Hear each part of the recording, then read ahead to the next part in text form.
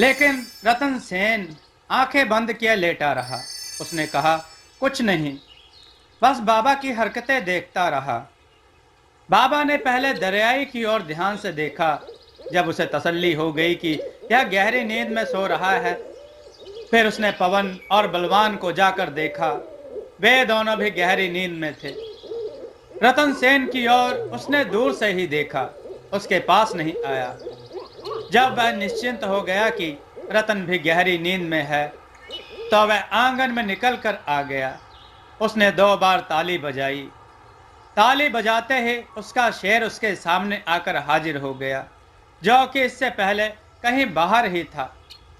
रतन उसकी एक एक हरकत को बड़े ही ध्यान से देख रहा था। वह मन में सोच रहा था कि आखिर यह करना क्या चाहता है।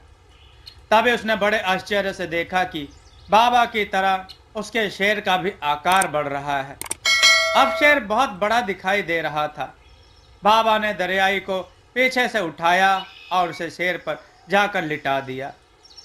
फिर पवन को उठाया और उसके बाद बलवान को। रतन की ओर आने का उसने कष्ट भी नहीं किया। फिर वह अपने भी शेर पर बैठ गया। शेर से उसने कुछ कहा भी नहीं, केवल 2 बार ताली बजाई और शेर वहां से चल पड़ा। इस समय शेर की गति इतनी तेज थी कि उसे पकड़ पाना संभव नहीं था। रतन बड़ी फुर्ती से उठा और अपनी जादुई चारपाई पर बैठ गया। उसने जादुई चारपाई को आदेश दिया, जल्दी से दाढ़ी बाबा और उसके शेर का पीछा करो। जब चारपाई ऊपर उठ रही थी, शेर नीचे जा रहा था, लेकिन दोनों की गति एक सी ही थी। बड़ी रफ्तार से शेर उन चारों को लिए बहुत तेजी से जंगल की ओर जा रहा था। राजकुमार रतन मन में सोच रहा था कि यह भी अच्छा हुआ कि उसने दाढ़ी बाबा पर पूरा भरोसा नहीं किया, नहीं तो आज वह गच्चा खा जाता। हो सकता है उसको भी बैठा ले जाता, लेकिन नहीं, उसको तो उठाने में वह डर रहा था। अब दाढ़ी बाबा को पता भी नहीं है कि उसका पीछा किया जा रहा है और वह उनका पता लगा लेगा। घना जंगल आ गया था। आधी रात में जंगल बहुत ही भयानक लग रहा था। उल्लू के चीखने की आवाजें, चमगादड़ों और सियारों की आवाजें मिलकर बड़े भयंकर शब्द प्रस्तुत कर रही थी। बीच बीच में कहीं किसी शेर की दहाड़ भी आ जाती थी। इस घने बियाबान जंगल में शायद ही कोई आता हो। रतन ने देखा कि एक बहुत चौड़े घेरे वाला कुआं था। वह शेर उसी में कूद गया। राजकुमार की चारपाई भी उसी कुएं में उतर गई। अब आगे चारपाई उड़ तो सकती नहीं थी, इसलिए राजकुमार के सामने यह समस्या आ गई कि चारपाई को वहीं छोड़ दे और उनका पीछा करे। उसने चारपाई को वहीं छोड़ा और शेर पर सवार बाबा का पीछा करने लगा। वह कुआं नीचे तक चौड़ी सुरंग के रूप में बन गया था, लेकिन रतन यह देखकर चौंक गया कि चारपाई टूट गई। उसके चारों पाए 4 युवकों में बदल गए और उसकी सिरे और पाटियां अलग से सैनिकों के रूप में मुस्तैद हो गईं और बीच का बना हुआ हिस्सा एक सुंदर स्त्री के रूप में परिवर्तित हो गया था। यह 9 लोगों का समूह बन गया था।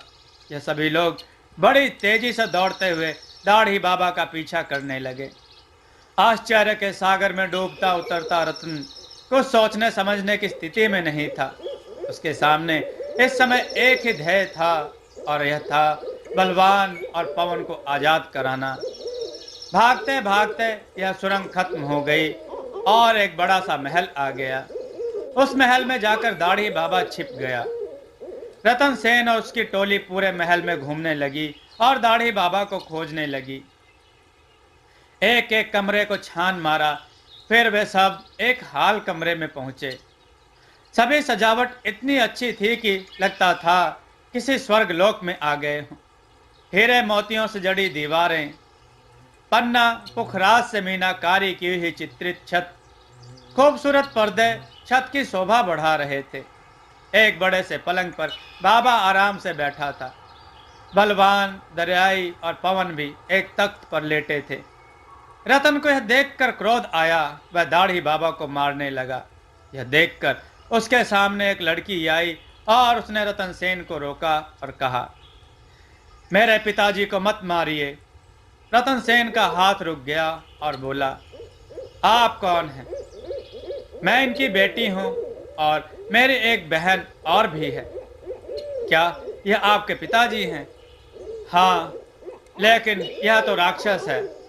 नहीं, वह राक्षस नहीं है, लड़की ने विरोध किया। यह क्या चक्कर है? दाढ़ी बाबा ने राजकुमार को नमस्कार किया और कहा, यह ठीक कहती है। आइए राजकुमार, आपका स्वागत है। देखो, आपके तीनों साथी सुरक्षित हैं। मैं इनको यहाँ मारने के लिए नहीं लाया था। अगर तुम मारने के लिए नहीं लाए तो इनका अपहरण क्यों किया? राजकुमार रतन सेन अभी भी गुस्से में था। मैंने अपने मकसद के लिए इनका अपहरण किया है। तुम्हारा कौन सा मकसद है? इसके लिए आपको मेरी कहानी सुननी होगी। मेरा नाम चित्रसेन है। मैं सुहास नगर का राजा हूं और मेरी दो बेटियां नंदिनी और मोहिनी हैं, जो मेरे साथ रहती हैं। एक बार जंगल में शिकार खेलने गया था तो वहां मैंने एक तांत्रिक जादूगर से गंधर्व की जान बचाई। वे दोनों एक दूसरे के कट्टर शत्रु थे। इस बात से गंधर्व तो खुश हो गया, लेकिन वह तांत्रिक जादूगर मेरा भी शत्रु बन गया। वह मुझसे बदला लेने की बात कहकर वहां से भाग गया। उस गंधर्व ने मुझे दो वरदान दिए थे। एक तो यह कि मैं मनचाहा रूप और आकार बदल सकता हूँ और जरूरत पड़ने पर किसी दूसरे का भी बदल सकता था। और दूसरा, मैं पलक झपकते ही कहीं भी भवन बना सकता था। धीरे धीरे मुझे अपनी विशेषताओं पर बहुत घमंड हो गया। शक्तिशाली तो मैं पहले से ही था ही। इस गुण के कारण मैं अपने विरोधियों को जानवर, चिड़िया और किसी न किसी रूप में बदल देता था। यह दो वरदान मिल जाने से मैं अपने आप को बहुत महत्वपूर्ण और दैवीय गुणों से युक्त मानने लगा और मैं अपने विनयशीलता के गुण को बिल्कुल ही भूल गया। एक तरह से मैं बिल्कुल उद्दंड हो गया था। एक दिन हमारे दरबार में एक साधु आया। वह बहुत भूखा था, लेकिन उसने किसी से भी कुछ नहीं लिया और मुझसे मिलना चाहा। मैं उस वक्त अपने मंत्री के साथ चौसर खेल रहा था। उस वक्त मैं किसी का व्यवधान नहीं सह सकता था। इस बात से मैं चिढ़ गया। वह हट करके मुझसे ही मिलना चाहता था और कुछ कहना चाहता था। जब उसे मेरे सामने लाया गया तो उसने कहा, मैं बहुत भूखा हूँ, पहले कुछ खिलाओ, फिर मैं अपनी बात कहूँगा। इस बात से मेरा धैर्य जवाब दे दिया। क्या इतनी ही बात करने के लिए वह मेरे पास आया था? मैंने उसे दरबार से बाहर उठाकर फेंक देने के लिए कहा। इस पर क्रोधित होकर उसने कहा, तुझे बहुत घमंड है। जिस गुण पर तुझे बहुत घमंड है वही तू भूल जाएगा और जरा जरा से खाने के लिए तरसेगा। तब मुझे मालूम हुआ कि भूख क्या होती है। घमंड किसी का भी अच्छा नहीं होता। मैं तुझे तेरे दुश्मन से आगाह करना चाहता था, लेकिन तू इस काबिल नहीं है। आगे तो पछताएगा और प्रायश्चित करेगा, फिर मुझे पुकारना। ऐसा कहकर वह वहां से चला गया। मैं हंसता रहा। मैंने सोचा, इस बूढ़े के कहने से कुछ नहीं होगा। पता नहीं क्यों अगले ही दिन पड़ोसी राज्य के राजा ने आक्रमण कर दिया। मैं उससे लड़ा, लेकिन जीत नहीं पाया। जब मैंने उसकी सेना में उस तांत्रिक जादूगर को देखा तो मुझे सारी बात समझ में आ गई। उसने मुझसे बदला ले लिया था। वह वापस अपने नगर को चला गया था।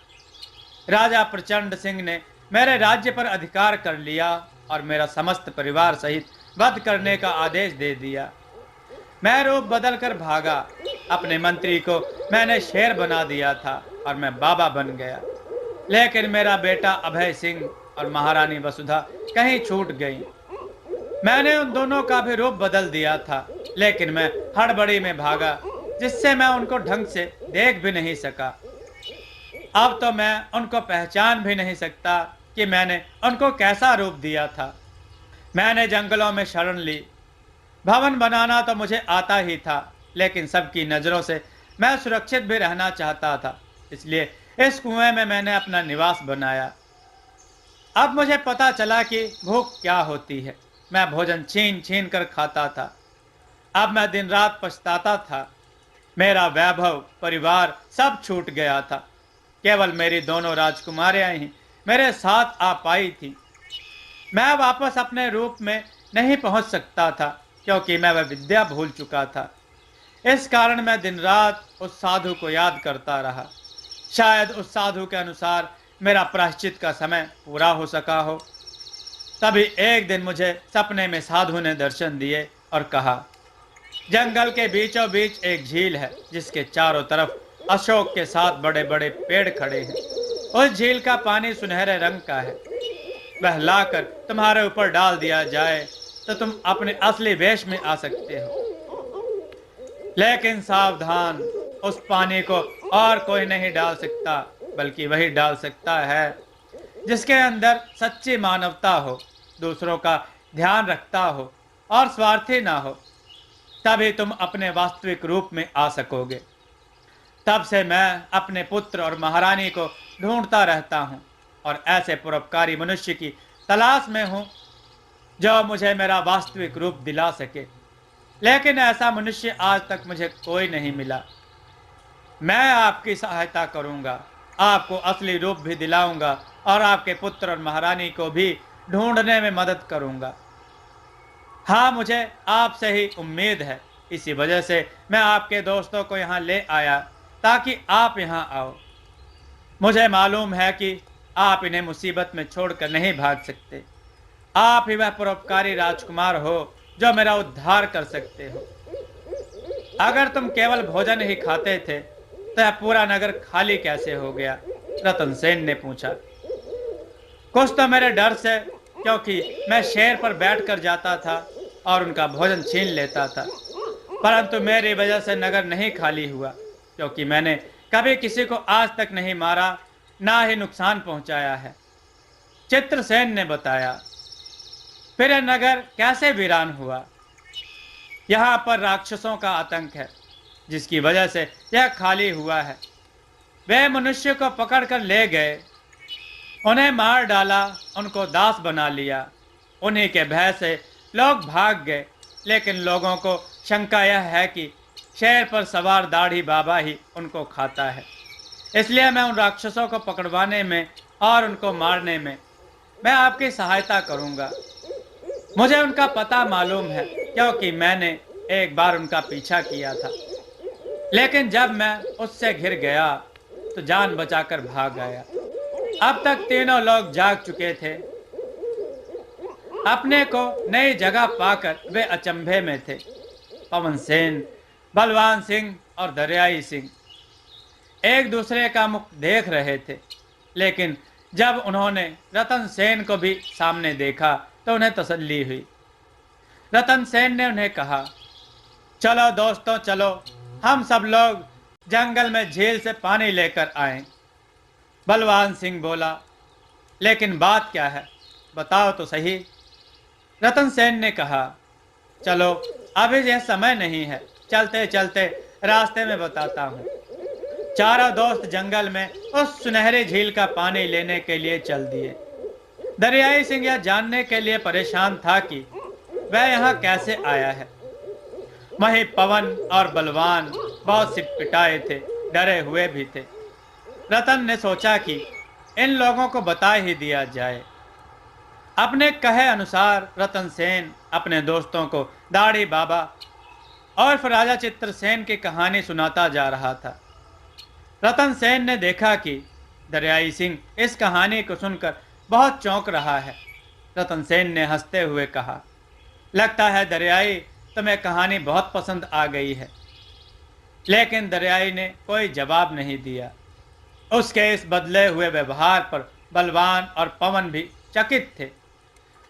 उन लोगों ने बड़े परिश्रम से झील ढूंढ ली। यहाँ तक पहुँचने में उन्हें कई बाधाओं का सामना करना पड़ा। कई जंगली जानवर भी रास्ते में आए, लेकिन उन्होंने उन सब से जूझकर आखिरकार पानी को प्राप्त कर ही लिया। झील के पानी को एक कलश में भरकर दरियाई सिंह ने अपने पास रख लिया। अब वे लोग वापस लौट आए। वापस लौट दरियाई सिंह ने राजा चित्रसेन से सवाल करने शुरू कर दिए। आप कहते हैं आपका बेटा भी खो गया। आपके बेटे की पहचान क्या है?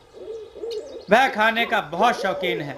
यह कहकर राजा उदास हो गया और बोला, मैंने ही सब सत्यानाश किया है।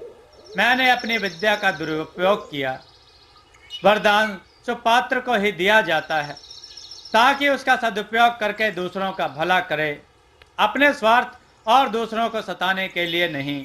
और वही मैंने किया। आप उसकी दूसरी विशेषता बताएं। दरियाई सिंह ने राजा चित्रसेन या दाढ़ी बाबा को बीच में ही टोका। दूसरी उसमें विशेषता यह है कि वह बड़े से बड़े बोझ को उठा सकता है। उसके ऊपर से होकर वजनी चीज निकल जाए लेकिन उस पर असर नहीं होता। क्या? राजकुमार रतन सेन ने कहा। यह विशेषताएं तो हमारे दरियाई सिंह में मिलती हैं। राजा चित्रसेन ने चौंक कर पूछा, क्या क्या कहा तुमने? तुम्हें दरियाई सिंह कहाँ मिला था? हम लोग अपने राज्य से निष्कासित होकर जंगल को आ रहे थे, तभी रास्ते में मिला था, रतन सेन ने बताया। अभी यह बातें चल ही रही थी कि दरियाई सिंह ने थोड़ा सा जल लेकर अपने ऊपर छिड़क लिया। सब लोगों ने आश्चर्य से देखा कि अब वहां बेढंगे दरियाई की जगह एक सुंदर सा युवक खड़ा हुआ था। दाढ़ी बाबा ने जैसे ही उसको देखा वह खुशी से चिल्लाया, अभय, मेरा बेटा तू यहाँ है। दरियाई ने थोड़ा सा जल लेकर दाढ़ी बाबा और शेर के ऊपर छिड़का। उन्होंने ही उनके ऊपर पानी डाला। वे दोनों मंत्री और राजा के रूप में बदल गए। उनको देखते ही दरियाई सिंह बड़े जोर से चिल्लाया, पिताजी, और चित्रसेन के पैरों में गिर पड़ा। दरियाई सिंह की आंखों से आंसू निकल रहे थे। राजा चित्रसेन ने उसे गले से लगा लिया।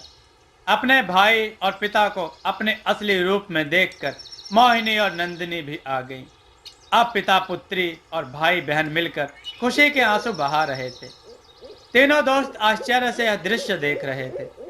रतन बोला, हमें नहीं पता था कि हमारा दरियाई इतनी पहुंची हुई चीज निकलेगा। बलवान और पवन सिंह ने कहा, हाँ, हम तो सोच भी नहीं सकते थे। फिर वे लोग दरियाई से बोले, देखो, अब चाहे तुम कोई भी हो और कुछ भी तुम्हारा नाम हो, लेकिन हम तो तुम्हें दरियाई ही कहेंगे। दरियाई उर्फ अभय ने हंसते हुए कहा, जो तुम्हारा जी चाहे वही कहना। तुम्हारी वजह से ही मैं अपने असली रूप में आ पाया हूं। मैं बहुत बड़ा खुशकिस्मत हूं जो तुम तीनों दोस्त मुझे मिले हो। रतन सेन ने चित्रसेन को प्रणाम करते हुए कहा, महाराज, मुझे क्षमा कर दीजिएगा, मैंने तो आपको बहुत पीटा है। रतन वास्तव में बहुत दुखी था। चित्रसेन ने हंसते हुए कहा, वह तो दाढ़ी बाबा था, वह इसके लायक था। उसने भी तो इन तीनों को खूब पीटा था। पवन, बलवान और दरियाई खिसियानी हंसी हंसने लगे। वे बोले, यह सब श्राप के कारण था। अब चित्रसेन ने कहा, लेकिन महारानी वसुधा भी तो थी, वह कहाँ गई? दरियाई सिंह ने कहा, वह तो घर पर है जहां मैं रहता था। मैं तो काम की तलाश में निकल आया था, तो उनको भी लाना होगा। राजा चित्रसेन ने चिंतित स्वर में कहा, अब उनको लाने में कई दिन लग जाएंगे, लेकिन हमें तुरंत ही यहाँ राक्षसों पर हमला करके राजकुमारी मुक्ता को छुड़वाना है। तब तक रतन को कुछ ध्यान आया और वह बोला, कई दिन नहीं लगेंगे। क्यों, हमारी जादुई चारपाई है ना? जादुई चारपाई का ध्यान आते ही तीनों दोस्त मुस्कुराने लगे, क्योंकि पवन को छोड़कर बाकी सब लोग तो जादुई चारपाई पर बैठकर उसकी सैर का आनंद ले चुके थे। बलवान ने कहा, रतन, तुम दरियाई जाकर महारानी वसुधा को लेकर आओ। अब हमें कई काम करने हैं। पहले तो हमें राक्षसों से लड़ने के लिए रणनीति बनानी पड़ेगी। फिर उसके सुहास नगर को प्रचंड सिंह से आजाद कराने के लिए सोचना होगा। उस पर आक्रमण करके सुहास नगर को भी छुड़वाना होगा और अपने दरियाई को उसका राज्य वापस दिलाना होगा। अब बलवान सिंह और पवन सेन को ध्यान आया। वे बोले, लेकिन जादुई चारपाई है कहाँ? वह तो वहां नगर में ही छूट गई होगी। रतन ने हंसते हुए मुंह बनाकर उन दोनों की नकल उतारी। वह तो नगर में ही छूट गई होगी। इतनी गहरी नींद में सोते हो, तुम्हें कुछ भी होश नहीं रहता।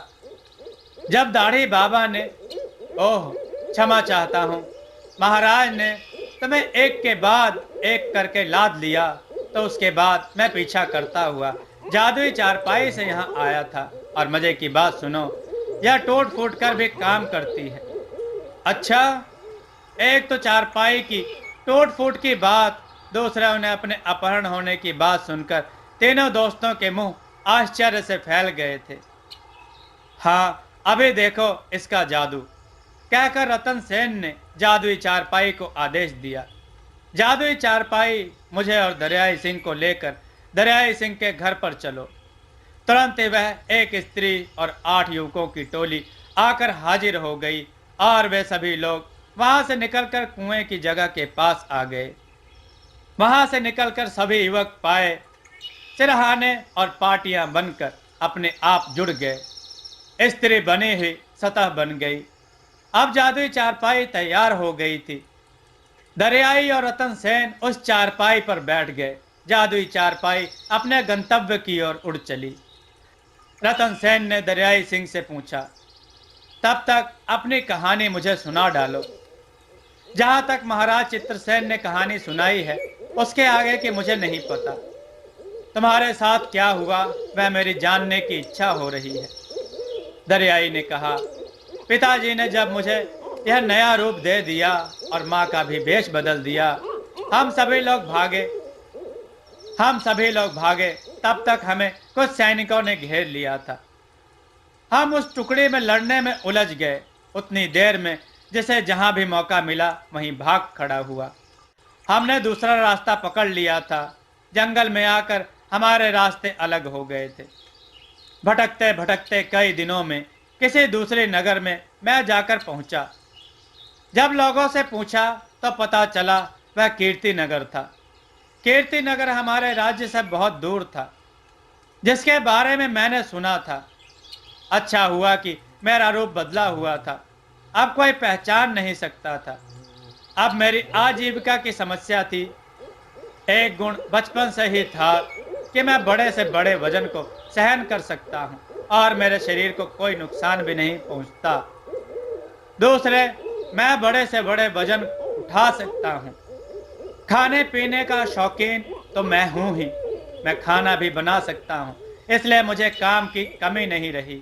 बल्कि सब लोग मुझसे ही काम कराना चाहते थे, इसलिए मैं पीछा छुड़ाकर कभी कभी नगर से बाहर बैठ जाया करता था, ताकि मुझे आराम करने को मिल जाए। उसी समय मेरी तुमसे भेंट हुई। कीर्ति नगर में मैंने छोटा सा घर बना रखा है, वहां मेरी माँ होगी। रतन सेन ने कहा, लेकिन तुम्हारी माँ चिंता में होगी। तुमने दोबारा उनसे संपर्क भी नहीं किया। यह तो तुम्हारी कमी रही। मैं तुम्हारे साथ गया था तो मैंने सोचा थोड़े समय का काम होगा, लेकिन तुम्हारे चक्कर में फंसकर मैं तो वहीं का होकर रह गया। रतन सेन ने पछताते हुए कहा, चलो इसके लिए मुझे खेद है, लेकिन तुम्हें बताना चाहिए था। अभी वे लोग बातें ही कर रहे थे कि उनका घर आ गया। चारपाई दरियाई उर्फ अभय के घर में जाकर उतर गई।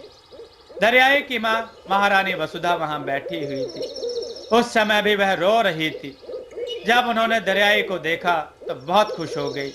उन्होंने दौड़कर दरियाई को गले से लगा लिया और खुशी के आंसू बहाते हुए बोली, बेटा, बिना बताए तू कहाँ चला गया था? मैंने तुझे कहाँ कहाँ नहीं ढूंढा, कब से ढूंढ रही थी मैं। दरियाई ने कहा, मुझे माफ कर दो माँ, मैं बहुत बड़ी खुशखबरी लाया हूँ। आपका सब दुख दूर हो जाएगा। आओ माँ, चलते हैं अब अपनी इस जादुई चारपाई से। और यह सब इस रतन की वजह से हुआ है। महारानी वसुधा ने रतन को अनेकों आशीर्वाद दे दिए। अभी तो आप इस जादुई चारपाई पर बैठ जाओ और फिर मैं रास्ते में आपको सारी बात बता दूंगा। माँ, पिताजी और हमारी दोनों बहनें भी हमें मिल गई हैं। क्या? यह सुनकर महारानी वसुधा बहुत खुश हो गई। दरियाई और रतन सेन महारानी वसुधा को लेकर वापस चल दिए। जादुई चारपाई उसी दयावान जंगल के कुएं में जाकर उतरी। महारानी बस उदास जैसे किसी सपने में चल रही थी। रतन दरियाई और महारानी को लेकर चल दिया। चारपाई के सभी अंग पहले की तरह फिर से बिखर गए और रतन के अंगरक्षक और सैनिक के रूप में मदद करने लगे। इन सब लोगों की टोली जब महल में पहुंची तो वहां बहुत कुछ कार्य योजना बन चुकी थी। वसुधा को देखते ही महाराज चित्रसेन भाव विभोर हो गए। दरियाई ने कलश का जल महारानी पर छिड़का तो सबने आश्चर्य के साथ देखा, वह साधारण सी दिखने वाली स्त्री अब एक गरिमामयी महारानी के रूप में सामने खड़ी थी। महारानी वसुधा ने जब अपनी पुत्रियों और महाराज को देखा तो उन्होंने अपने दोनों बेटियों को गले से लगा लिया और भाव विह्वल होकर खुशी के आंसू बहाने लगी। पूरा परिवार एक जगह इकट्ठा हो गया था। रतन सेन ने कहा, पहले राजकुमारी मुक्ता को मुक्त कराना है, उसके बाद फिर हम आपके सुहास नगर को मुक्त कराएंगे। उसकी बात अभी छोड़ो। महाराज चित्रसेन ने कहा, हमें यहाँ कोई दुख नहीं है, कितना अच्छा भवन बना है और सबसे बड़ी बात है कि अभी सब लोग यहाँ सुरक्षित रहेंगे। यह जगह किसी को पता भी नहीं है। बाहर से यह केवल पेड़ों से ढका हुआ बीहड़ उजड़ा हुआ कुआं दिखाई देता है। हम अपने परिवार को यहाँ छोड़कर निश्चिंत होकर लड़ाई कर सकते हैं। रतन सेन ने कहा, हमें किसी सेना की और किसी टुकड़ी की कोई जरूरत नहीं है। चित्रसेन ने कहा, वह जगह मैं तुमको दिखाता हूँ, लेकिन वहाँ कई राक्षस हैं, उनसे तुमको निपटना पड़ेगा। रतन सेन बोला, मेरे साथ मेरे मित्र हैं जो किसी न किसी गुणों से परिपूर्ण है। मेरी जादुई चारपाई है जो केवल इधर उधर पहुंचाने का कार्य नहीं करती है, बल्कि वह मेरी मदद के लिए भी है। देखा नहीं, इसके पाए अलग होकर सैनिक का रूप ले लेते हैं। यह हमारी लड़ाई में बहुत मदद करेंगे। और यह भी समझ लो, यह चारपाई कोई साधारण चारपाई नहीं है। इसकी सतह एक स्त्री का रूप धारण कर लेती है। जहां से मैं इसकी लकड़ी लाया हूं उसका जरूर कोई रहस्य है, इसलिए हमारी शक्ति कम नहीं है। महाराज चित्रसेन ने कहा, लेकिन हम भी वहां अपने असली रूप में नहीं जाएंगे, हमें कोई पहचान ही नहीं सकेगा। हम अपना रूप बदल कर जाएंगे। ठीक है, जैसी आपकी आज्ञा, लेकिन कृपया ऐसा मत करना कि कहीं भूल जाओ और हम जानवर ही बने रह जाएं। यह सुनकर सभी लोग हंसने लगे। और तो सब ठीक है, रतन सेन ने कहा, लेकिन अब भूख के मारे हालत खराब हो गई है। तो फिर पवन और बलवान ने पूछा, फिर क्या दरियाई, तुम चलो और अपने काम पर जुट जाओ। दरियाई आज बहुत खुश और मगन था। उसने कहा, यह तो कहने की जरूरत ही नहीं है। आज देखो मैं कितने अच्छे अच्छे व्यंजन बनाता हूँ और सबको खिलाता हूँ। बलवान और पवन ने कहा, और हम मदद करेंगे जिससे जल्दी जल्दी भोजन बने। रतन सेन ने कहा, ठीक है, और मैं सभी व्यंजनों का स्वाद लेकर देख लूंगा। इस हंसी मस्खरे को सुनकर राजा चित्रसेन खुश हो रहे थे। मोहिनी, नंदिनी और वसुधा हंस रही थी। चित्रसेन और वसुधा मोहिनी और नंदिनी के साथ बैठे हुए अपनी एक दूसरे को आप बीती सुना रहे थे।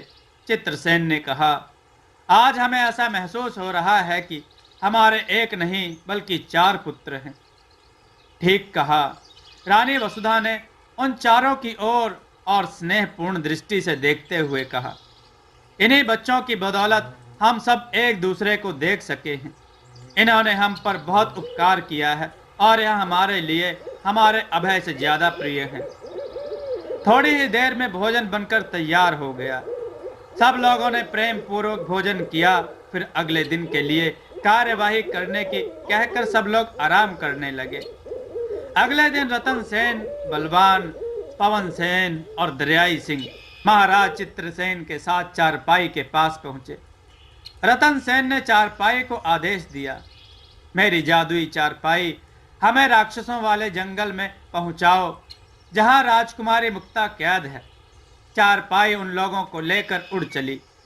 नगर वन प्रदेश पार करती ही वह उड़ी चली जा रही थी। अंत में कई वन प्रदेशों, नदियों और नगरों को पार करने के बाद एक भयानक जंगल आया। वहां ऊपर से देखने पर किले की बनावट का कोई भवन नजर आ रहा था। चारपाई उस भवन से दूर घने जंगल में उतर गई। सभी लोग चारपाई से उतरे। अब चारपाई के सभी पाए और पाटियां अलग होकर सिपाहियों के रूप में बदल गए और उसकी सतह एक देवी के रूप में बदल गई। उसके चार चार हाथ थे और चारों हाथों में अद्भुत तरह के अस्त्र शस्त्र थे। उसका यह रूप देखकर चारों राजकुमार और राजा हैरान रह गए। अभी तक तो वह उसे सामान्य स्त्री के रूप में देखते आ रहे थे। आज उसका ऐसा अद्भुत रूप देखकर उनके हाथ स्वतः प्रणाम की मुद्रा में जुड़ गए और उसके सामने सिर झुक गया। उन पांचों ने उस देवी को नमस्कार किया और पूछा, आप कौन हैं देवी? अपना मुझे परिचय दें। आज पहली बार वह राजकुमार रतन सेन से बोली। रतन सेन, मैं वन देवी हूं जो उस चंदन के वृक्ष में निवास करती हूं। इन राक्षसों से सभी लोग त्राहि त्राहि कर रहे हैं। मैं इनका संहार करने में तुम्हारी मदद करूंगी। हर काम के लिए एक समय नियत होता है। यह काम भी होना निश्चित था। तुम सब इसके माध्यम हो। जहां कहीं तुम मुसीबत में फंसे होगे, मैं तुम्हारी सहायता करूंगी। इतना कहकर वह अपने दल के साथ गायब हो गई। चित्रसेन ने कहा, अब पहले हमें पता लगाना चाहिए कि यहाँ पर कुल कितने राक्षस और कहाँ कहाँ पर हैं। इसके लिए मैं तुम सबको एक अलग अलग रूप देता हूँ। तुम सभी वहां घुस जाना और पता लगाना। रतन सेन, सबसे पहले तो मैं तुम्हें एक कबूतर बनाता हूँ। तुम वहां जाकर देखो, फिर उसी के अनुसार और लोगों के रूप बनाऊंगा और मैं भी उसी के अनुसार अपना रूप बनाऊंगा। रतन को चित्रसेन ने कबूतर बना दिया। उड़ता हुआ कबूतर उस भवन में पहुंचा जिसकी मोटी मोटी दीवारें भद्दे भद्दे पत्थरों की बनी हुई थी। वह प्राचीन जेल खाने के परकोटे की तरह लग रहा था। उसके अंदर बहुत विशाल बाग था जिसमें सुंदर सुंदर वृक्ष लगे थे। एक बरगद का विशाल पेड़ खड़ा था, उसी पर वह कबूतर बैठ गया। हर आते जाते लोगों को वह ध्यान से देखता रहा।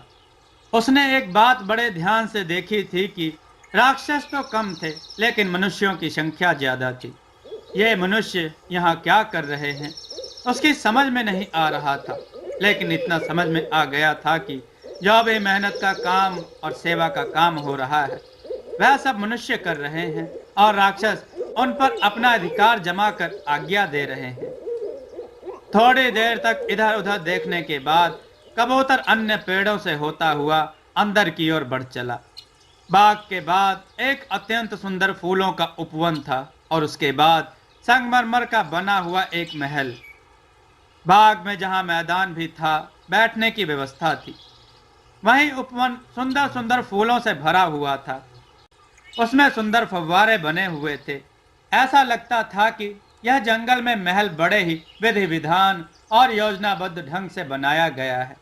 अब कबूतर ने थोड़ा खतरा उठाया और वह अंदर महल की ओर उड़ चला। झरोखों में और छज्जों में बैठकर वह इधर उधर देख रहा था। उसने भयानक शक्ल के दो राक्षसों को इधर से उधर निकलते हुए देखा। आज चहल पहल मची हुई थी। लगता था कि जैसे कोई उत्सव है। उसी बाग के उत्तरी भाग में भोजन बनाने का आयोजन हो रहा था। कबूतर ने थोड़ा अंदर जाने के लिए जैसे ही उड़ान भरी कि वह सामने से आते हुए एक राक्षस के पंजे में पड़ गया। उसने लपक कर कबूतर को पकड़ लिया और हंसते हुए बोला, हा हा हा, इसका नरम नरम मांस और स्वाद राजकुमार चंडोक को बहुत भाएगा।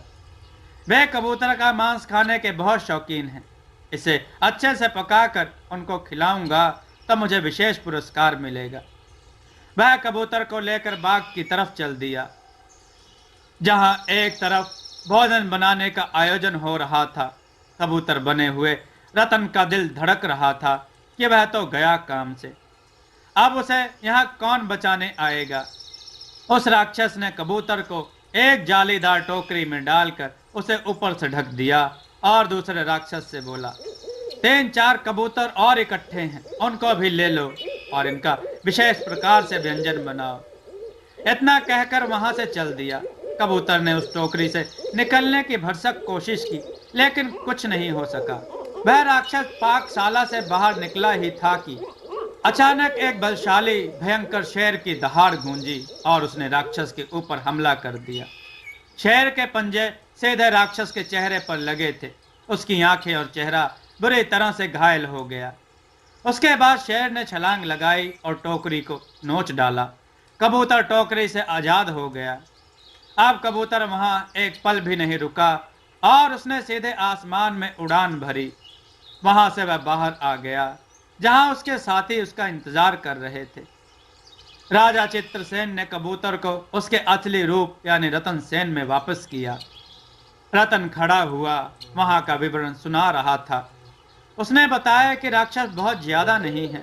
एक राक्षस का राजा है, उसका नाम कम्बूक है। उसके राजकुमार का नाम है चंडोक।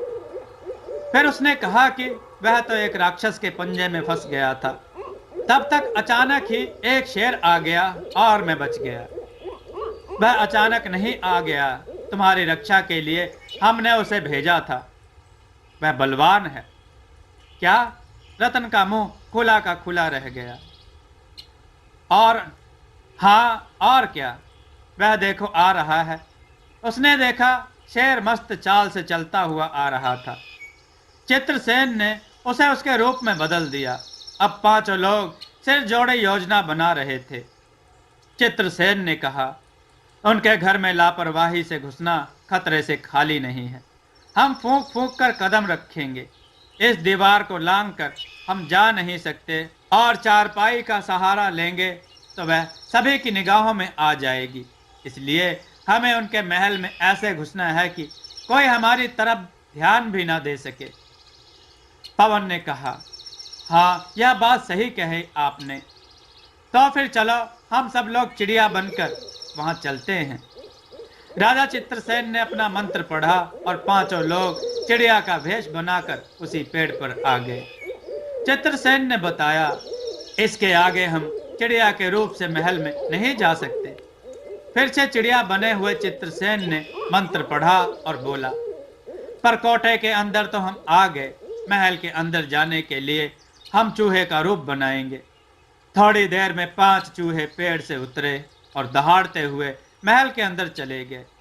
उनकी तरफ किसी ने भी ध्यान नहीं दिया। चूहे हर एक कमरे में जाते, वहां ध्यान से देखते, फिर अगले कमरे में चले जाते। उन्होंने निश्चित किया था कि उस महल में सबसे एकांत वाला जो कक्ष है और सुनसान रहता है, उसी में सब लोग मिलेंगे। खूब जी भरकर घूम लेने के बाद सभी चूहे उसी कक्ष में मिले। उस कक्ष में खाने पीने की सामग्री भरी हुई थी और वहां कोई भी नहीं था। यहाँ पर मंत्रणा करने के लिए चित्रसेन ने चारों को बुलाया था। उसने पूछा, तुम सब लोगों ने क्या क्या देखा है और राजकुमारी का पता चला कि नहीं? रतन सेन बने हुए चूहे ने उत्तर दिया, हाँ महाराज, अच्छी प्रकार से मैंने देखा है। राजकुमारी मुक्ता को भी देख लिया है और उसके भाई को भी। इसके साथ राक्षस राजकुमार चंडोक को भी देख लिया है। चूहे के रूप में बलवान ने उत्तर दिया। यहाँ राजकुमारी मुक्ता से राक्षस राजकुमार चंडोक का विवाह करने का आयोजन चल रहा है। राजकुमार चंडोक राक्षस राज का इकलौता बेटा है। ठीक है, अब तुम सब लोगों ने जो भी देखा परखा है वह हम सब लोगों को भी दिखा दो और एक एक बात की जानकारी दे दो। उसके बाद मैं एक काम करने जा रहा हूँ कि मेरे पास जो विद्या है उसका मंत्र मैं तुम्हें भी सिखा देता हूँ, जो तुम्हारे काम आएगा। ऐसे इन मायावी राक्षसों से हम नहीं लड़ पाएंगे। यह भेष बदलने में बहुत माहिर होते हैं। पल में यहाँ दिखाई देते हैं, पल में वहाँ। कभी किसी का भेष बना लेते हैं, कभी किसी का। इनसे मायावी होकर ही जीता जा सकता है। इनके पास मायावी हथियार होते हैं। हमारे पास भी मायावी हथियार होंगे तभी हम लड़ सकेंगे। यह सच है कि मैंने विद्या का दुरुपयोग किया था, इसलिए भूलने का श्राप मिला था, लेकिन अब मैं विद्या का सदुपयोग करने जा रहा हूँ। इसलिए तुम सब लोग वक्त पड़ने पर अपना रूप बदलना। यह मंत्र याद करते ही तुमको वह शक्ति मिल जाएगी जिससे यहाँ पर जितने भी मनुष्य और राक्षस हैं उनमें तुम्हें भेद दिखने लगेगा। और तुम उनको पहचान सकोगे। बसंत नगर से वहां की प्रजा को यहाँ पकड़ कर लाए हैं। उनसे ये अपने सभी सेवा के काम लेते हैं और उन्हें सताते हैं। ठीक है महाराज, जैसा आप कहें, सभी ने एक सुर में कहा। अब सभी चूहे एक साथ एक कमरे से दूसरे कमरे तक इधर उधर भाग रहे थे। उन्होंने पूरा भवन कई बार घूमा, एक एक चीज को बड़े ध्यान से देखा। एक भवन बहुत बड़े क्षेत्रफल में फैला हुआ था और उसमें बहुत से कमरे थे। हर चीज का अलग अलग कमरा था। इतने ज्यादा लोगों के लिए इंतजाम भी बहुत बड़ा था। उनके रहने का भी बंदोबस्त भी था। राक्षस राज कम्बोक का महल अलग था। कम्बोक को उन्होंने देखा, वह बड़ी भयंकर शक्ल का राक्षस था। चंडोक को भी उन्होंने दूर से देखा, लेकिन पास नहीं गए, क्योंकि उन्होंने सुन रखा था कि राक्षस मानव की गंध पास आते ही पहचान लेते हैं। यह केवल सुरक्षा के लिए था, बाकी उन्हें पता था कि उनके आसपास मानव ही रहते हैं। इनके आसपास इतने मानव क्यों जमा हैं, इस बात का भी उन्होंने पता लगा लिया। कम्बूक और चंडोक की बातें उन्होंने सुनी।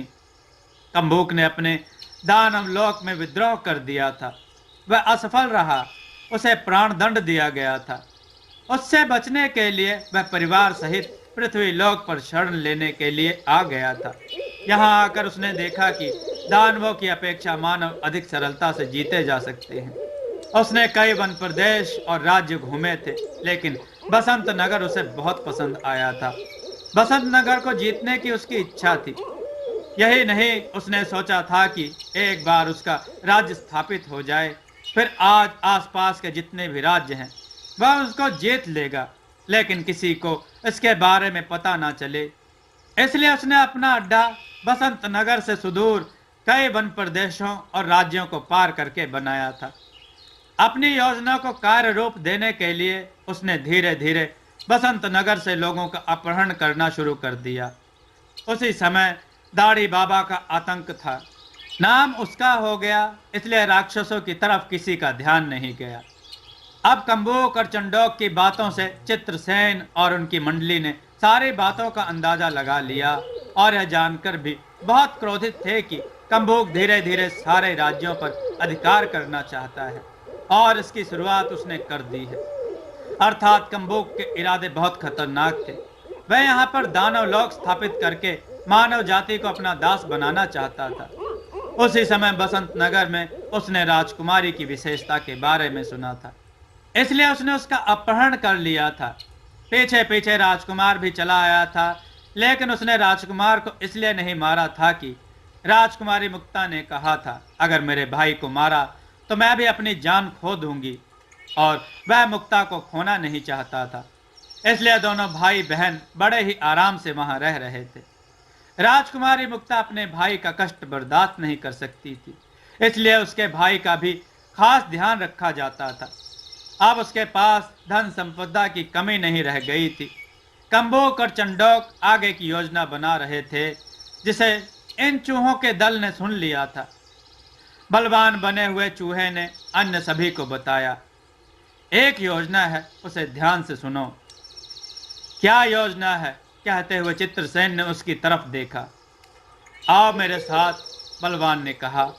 तो सभी चूहों का दल कूदता फांदता बलवान के पीछे पीछे चल दिया। बलवान बना हुआ चूहा उनको शस्त्रागार में ले गया। वहां विभिन्न प्रकार के अस्त्र शस्त्र रखे हुए थे। यह सब एक ही जगह पर इकट्ठे थे। बलवान ने कहा, अगर किसी प्रकार से इनको नष्ट कर दें हम, तो हमें इसका बहुत लाभ मिलेगा। इसके बाद उन दानवों के पास केवल मायावी शक्तियां ही रह जाएंगी और आधा जोर उनका खत्म हो जाएगा। यह बात तो तुमने सही कही है, लेकिन इन्हें हम नष्ट कैसे करेंगे? चित्रसेन ने सोचते हुए कहा।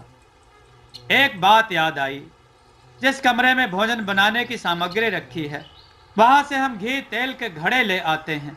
उनसे हम इनको नहला देंगे, फिर आग लगाएंगे। इस तरह से एक साथ ही आग लगेगी। जब तक वे यहाँ आग बुझाएंगे, तब तक रतन सेन राजकुमारी मुक्ता और राजकुमार को उनके नगर में पहुंचा दें।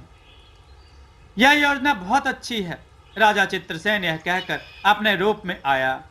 उसने चारों को मंत्र याद करवा दिया। अब सभी लोग अपना रूप बदल सकते थे। चित्रसेन ने अपना रूप बिल्कुल रसोइये की तरह बना लिया। उन चारों का नौकरों की तरह रूप बना दिया।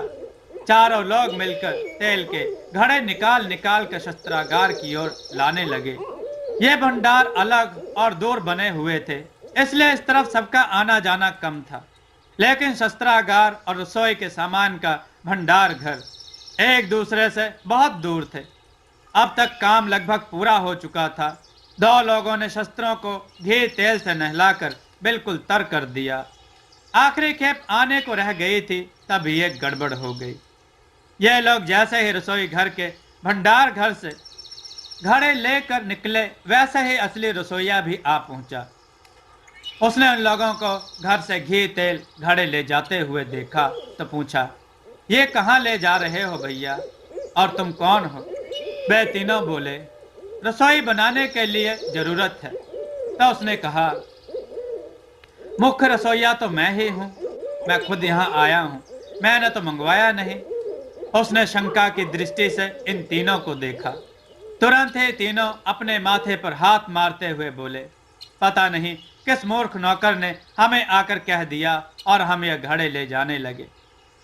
हम नए हैं ना, कंबोक महाराज ने हमें कल ही रखा है, इसलिए हमें कुछ पता भी नहीं है। इस बात से वो रसोइया चुप तो हो गया, लेकिन पूर्णतया संतुष्ट नहीं हुआ था। उसने उन लोगों से घड़े अंदर रखने को कहा और अपने आप सामान निकाल कर चला गया। उसके जाते ही तीनों तेजी से घड़े लेकर भागे। बड़ी शीघ्रता से उन्होंने यह घड़े ले जाकर इनका भी तेल शस्त्रों पर छिड़क दिया।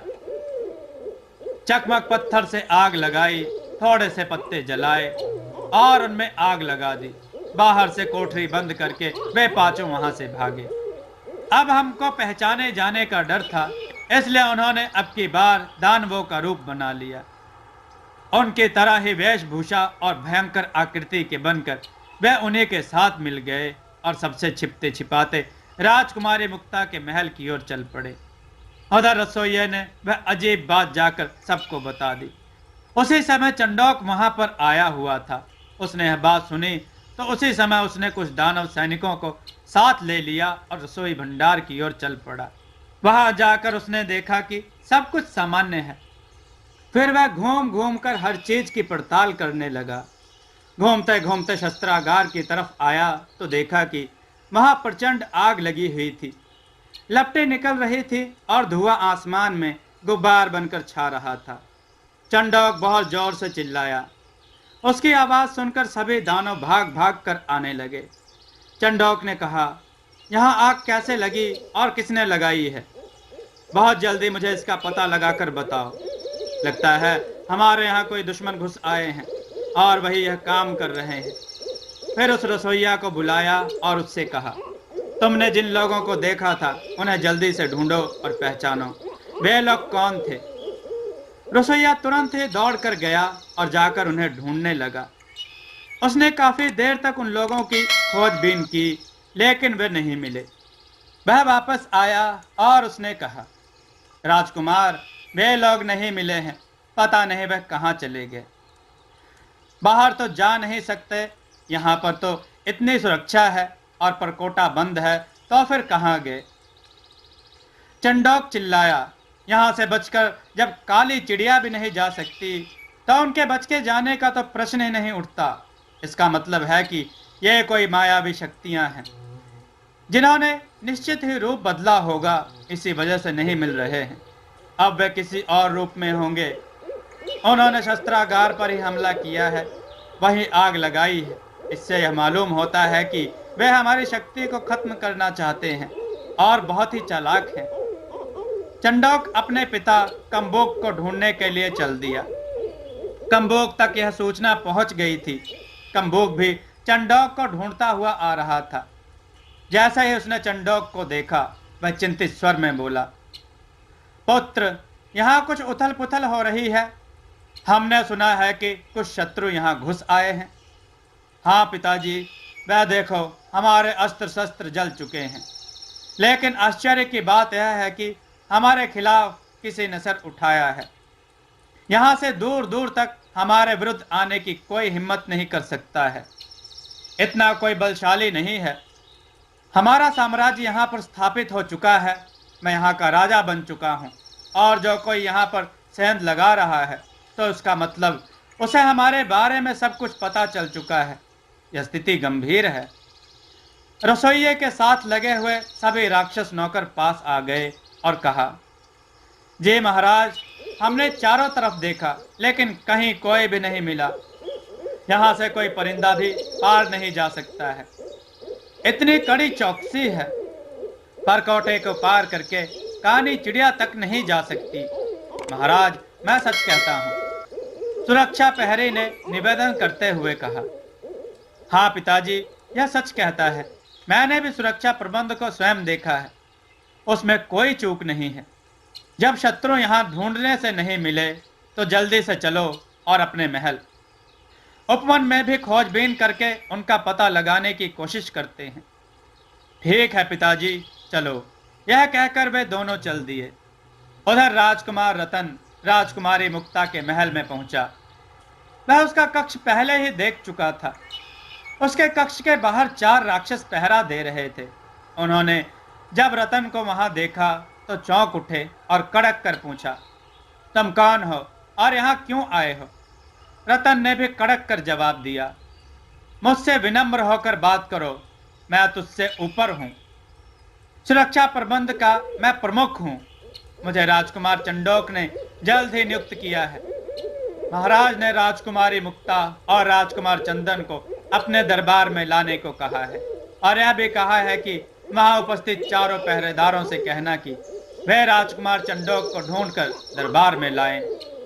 कोई खास आयोजन होने वाला है। राजकुमारी मुक्ता को लाने का काम उन्होंने मुझे ही सौंपा है, क्योंकि कुछ शत्रु घुस आए हैं और उन्होंने शस्त्रागार में आग लगा दी है। उन्हें डर है कि राजकुमारी मुक्ता का कोई अपहरण ना कर ले, इसलिए यह खास जिम्मेदारी मुझे ही सौंपी है। इसलिए उनके आदेश का पालन करो, नहीं तो उनके कोप का भाजन बनोगे। जैसे महाराज की आज्ञा, उन चारों ने रतन को नतमस्तक होकर प्रणाम किया और वहां से चले गए। रतन ने द्वार खटखटाया। राजकुमारी मुक्ता ने जैसे ही दरवाजे को खोला, एक भयानक राक्षस को देखकर वह चौंकी, क्योंकि उसने पहले उसे देखा ही नहीं था। वह बोली, तुम कौन हो? मैं तुमको मुक्त कराने आया हूं, डरो नहीं। उसने मंत्र पढ़ा और वो अपने असली रूप में आ गया। उसे देखकर राजकुमारी मुक्ता हैरान रह गई। वह उसके रूप पर मोहित हो गई। वह अपलक उसे निहारती रही। मुक्ता को देखकर राजकुमार रतन भी मोहित हो गया था, लेकिन अगले ही क्षण वह संभल गया। रतन ने कहा, क्या सोच रही हो मुक्ता जी? सोचने का समय नहीं है। आप अपने भाई राजकुमार चंदन को भी बुलाओ। हमें बहुत जल्दी यहाँ से निकलना है, वरना वह राक्षस आकर फिर से हमें घेर सकते हैं।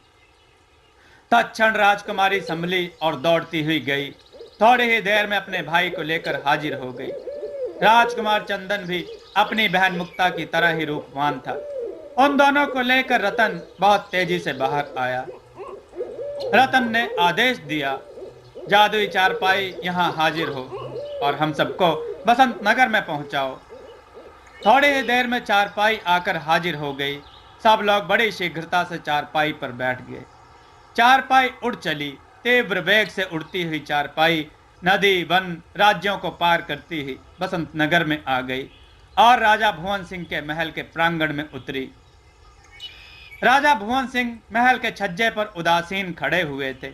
उन्होंने एक अद्भुत चीज को आकाश में उड़ते हुए देखा तो वे चौंक पड़े, और जब उन्होंने देखा कि वह अद्भुत यान उड़ता हुआ उनके महल की तरफ ही आ रहा है, तो वह जल्दी से नीचे उतर कर आए ताकि वह अच्छे ढंग से देख लें।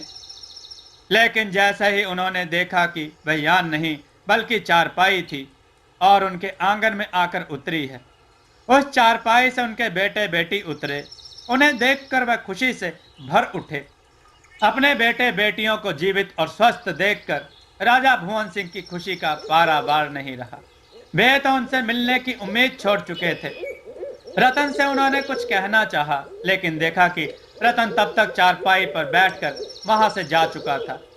राजकुमारी मुक्ता और राजकुमार चंदन ने भुवन सिंह को बताया कि किस प्रकार से उसने राजकुमारी को वहां से बचाया है और वह फिर से उन राक्षसों से लड़ने के लिए गया है। राक्षसों से लड़ने के लिए? भुवन सिंह ने बड़े आश्चर्य से पूछा। अगर वह उनसे लोहा ले रहा है तो उसका मतलब वह निश्चय ही बहुत वीर और साहसी है। हाँ पिताजी, मुक्ता ने शर्मा कर कहा, और बहुत सुंदर भी है। भुवन सिंह ने राजकुमारी की ओर देखा और मुस्कुराने लगे। उन्हें अपनी पुत्री के मन की बात मालूम पड़ गई। उसके हाव भाव से लग रहा था कि वह उसे पसंद करने लगी है। और वह क्या, महाराज भुवन सिंह स्वयं भी रतन सेन को पसंद करने लगे थे और उसके गुणों पर मुग्ध थे। तो अगर राजकुमारी भी मुग्ध हो गई तो क्या आश्चर्य की बात थी। रतन था ही इतना रूपवान और साहसी वीर कि हर किसी के मन को जीत ले। हालांकि भुवन सिंह को इतना मलाल जरूर था कि वह बड़े ही है, लेकिन अब वह अपनी शर्त हार चुके थे। उन्होंने ही कहा था कि जो मुक्ता को आजाद कराएगा उसी से उसका विवाह करेंगे। अब वह चाहे बड़ा ही हो या कोई और, उसके मन में मलाल जरूर था कि काश वह किसी राज्य का राजकुमार होता, क्योंकि अभी उन्हें पता नहीं चल पाया कि वह वास्तव में राजकुमार है। उधर जादुई चारपाई पर बैठकर रतन वापस पहुंचा। फिर वही तरीका अपनाया, चारपाई को बाहर ही छोड़ा और स्वयं पंछी का भेष बनाकर उस वृक्ष पर पहुंचा। उसने देखा कि वहां एक विचित्र प्रकार की अफरा तफरी मची थी। उसे मालूम हो गया कि उन्हीं लोगों को ढूंढा जा रहा है, लेकिन अब वे स्वयं राक्षसों के वेश में थे। उस भयंकर वेशभूषा में उनको पहचानना मुश्किल था। कंबोक चंडोक के साथ अपने महल की तरफ रवाना हो गया था। उनके मन में शंका घर कर गई थी कि आग लगने के पीछे कोई बहुत बड़ा रहस्य है, और तो कुछ नहीं, लेकिन मुक्ता की तरफ से उनका मन आशंकित था। चंडोक ने कहा, पिताजी चलो पहले मुक्ता के कक्ष की ओर देख लें। हाँ पुत्र, तुम सही कहते हो। वे दोनों मुक्ता के महल में पहुंचे। राजकुमारी मुक्ता के कक्ष के बाहर जाकर उन्होंने देखा कि चारों पहरेदार गायब हैं, कक्ष खुला पड़ा है। यह देखकर दोनों के होश उड़ गए। मुक्ता में कंबोक के प्राण बसते थे, वह इसलिए कि उसी के कारण उसका खजाना भरा हुआ था और खजाने में कंबोक की जान बसती थी। इस तरह से अप्रत्यक्ष रूप से कंबोक को लगा कि उसकी जान ही निकल गई है और अब वह प्राण विहीन हो गया है। वह बहुत घबरा गया। फिर उसका संपूर्ण गुस्सा उन पहरेदारों के ऊपर लौटा। उसने जोर जोर से तालियां बजाईं, जिससे आसपास से दास दासियां दौड़े हुए चले आए। उसने गरज कर आदेश दिया, उन चारों पहरेदारों को यहां लाकर हाजिर करो। उन चारों पहरेदारों को ढूंढा गया तो वे वहां नहीं मिले। चंडोक ने कहा, पिताजी महल में देख लीजिए कि वह राजकुमार चंदन भी है कि वह भी गायब है। हाँ, यह बात सही कहते हो। अब दोनों राजकुमार चंदन को देखने लगे तो देखा चंदन का भी कक्ष खुला पड़ा था, वह भी वहां नहीं था। पिताजी वह भी गायब। अब यहाँ कुछ नहीं है, चलो अपने महल में चलते हैं, वहां बैठकर विचार करेंगे। चलो, निढाल से कंबोक ने कहा। दोनों पिता पुत्र जब अपने महल में पहुंचे तो उन्होंने देखा वहां चारों पहरेदार वहां पहले से ही तैनात थे। उन्हें देखते ही चंडोक और कंबोक और चंडोक की भ्रकटी चढ़ गई। उन्होंने उनसे पूछा, तुम लोग यहाँ क्या कर रहे हो? तुम तो राजकुमारी मुक्ता के कक्ष की पहरेदारी कर रहे थे। कंबोक को देखते ही प्रणाम करते हुए वे बोले, महाराज आपने ही तो हमें बुलाया है, तभी हम आए हैं। महाराज आपने हमें यहाँ क्यों बुलाया है? हमने तुम्हें कब बुलाया? यह तुमसे किसने कहा? वहां हमसे सुरक्षा प्रबंध के प्रमुख अधिकारी ने कहा है, जिन्हें आपने नियुक्त किया है। क्या बकवास करते हो? मैंने किसी को नियुक्त नहीं किया है। और कम वक्तों, हमने तुम्हें यहाँ बुलाया था। तुम्हारी लापरवाही की वजह से राजकुमारी मुक्ता और राजकुमार वहां से गायब हो गए हैं। उनका कोई अपहरण करके ले गया है। उन पहरेदारों को देखकर कंबोक का क्रोध दूने वेग से लौट आया था। चंडोक भी क्रोध में था। उनके क्रोध को देखकर वे पहरेदार भयभीत हो गए। चंडोक बोला, लगता है पिताजी कोई अपना खेल खेल गया और हमें हवा भी नहीं लगी, और अब तो मुझे शक है कि ये शत्रु हमारे ही बीच में मिले हुए हैं, जिन्हें हम पहचान नहीं पा रहे हैं। कंबोक ने पराजय के आघात के कारण क्रोध और क्षोभ में अपने बालों को नोच डाला। उसका रूप बहुत भयंकर हो गया। दहाड़ते हुए वह पहरेदारों की ओर दौड़ा। उसने अपनी चमचमाती हुई कृपाण से चारों के सिर धड़ से अलग कर दिए। उसने अपने सेनापति को बुलाया और उनसे कहा, दुश्मन हमारे बीच में है, बहुत शीघ्र उनको ढूंढो और मौत के घाट उतार दो। आदेश का पालन किया गया। किसी को भी वहां से हिलने नहीं दिया गया। जो जहां था वहीं खड़ा रहा। अब एक एक की पहचान हो रही थी। इस अभियान को देखकर चित्रसेन और उनका दल सजग हो गया कि अगर अब हमने रूप नहीं बदला तो अभी यहां पकड़े जाएंगे। पांचों लोग इकट्ठा हो गए थे। अब तक रतन भी अपना रूप बदलकर उनमें आ मिला था और राजकुमारी मुक्ता व राजकुमार चंदन को सकुशल बसंत नगर में पहुंचाने की बात उन चारों को बता दी थी, जिसे सुनकर वे लोग बहुत ही प्रसन्न हो गए थे और कह रहे थे कि हमें एक सफलता मिल गई है। अब हम निश्चिंत होकर आगे की लड़ाई लड़ सकते हैं, क्योंकि हमें अब मुक्ता और राजकुमार की चिंता नहीं है। उन्होंने एक दूसरे की तरफ देखकर आंखों ही आंखों में इशारा किया और कहा, एक मत से हम एक ही रूप बनाते हैं और वह रूप आसानी से किसी को भी दिखाई नहीं देगा। हम चींटी का रूप बनाते हैं। वे मंत्र पढ़ने लगे। उनका आकार छोटा होते होते चींटी के रूप में परिवर्तित हो गया। वे पंक्ति बनाकर दूर जाकर एक नीम के पेड़ पर चढ़ गए। महामैदान में इकट्ठे सभी मानवों और दानवों का एक एक करके परीक्षण और पहचान हो गई। इस पहचान को देखने कंबोक भी यहाँ पर आ गया था और इस परीक्षण को बड़े ही ध्यान से देख रहा था। उसके चेहरे पर निराशा बढ़ती जा रही थी। लेकिन दुश्मन नहीं मिले तो कंबोक ने कहा, जरूर यहाँ पर कोई मायावी शक्तियां हैं और हद से ज्यादा चालाक है। हम ऐसे उनका पता नहीं लगा सकते। वे किसी और रूप में हैं। चलो चंडोक, रूप परिवर्तन महामंत्र का जाप करते हैं। उसके बाद हमें मालूम हो जाएगा कौन कहाँ और किस वेश में है। फिर देखें हमारे पंजे से बचकर वे कैसे जा सकते हैं। यहाँ पर मेरा मंत्र काम नहीं कर रहा है। वे दिखाई नहीं दे रहे। इसका मतलब उन्हें विशेष मंत्र की सिद्धि प्राप्त है। हमारा महामंत्र ही उन पर काम करेगा। उनके इस वार्तालाप को चींटी दल ने सुना। चंडोक और कंबुक अपने महल की ओर अपने साधना कक्ष में चल दिए।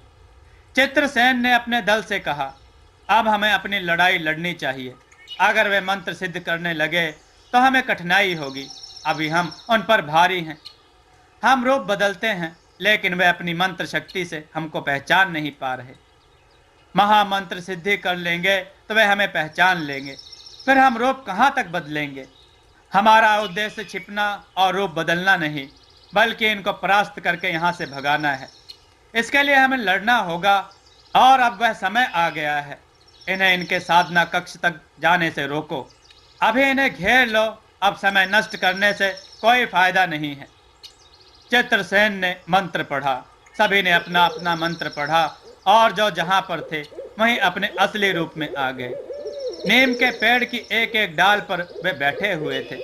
रतन ने अपने सर्वकला दाता अपने गुरु को और अस्त्रों को स्मरण किया।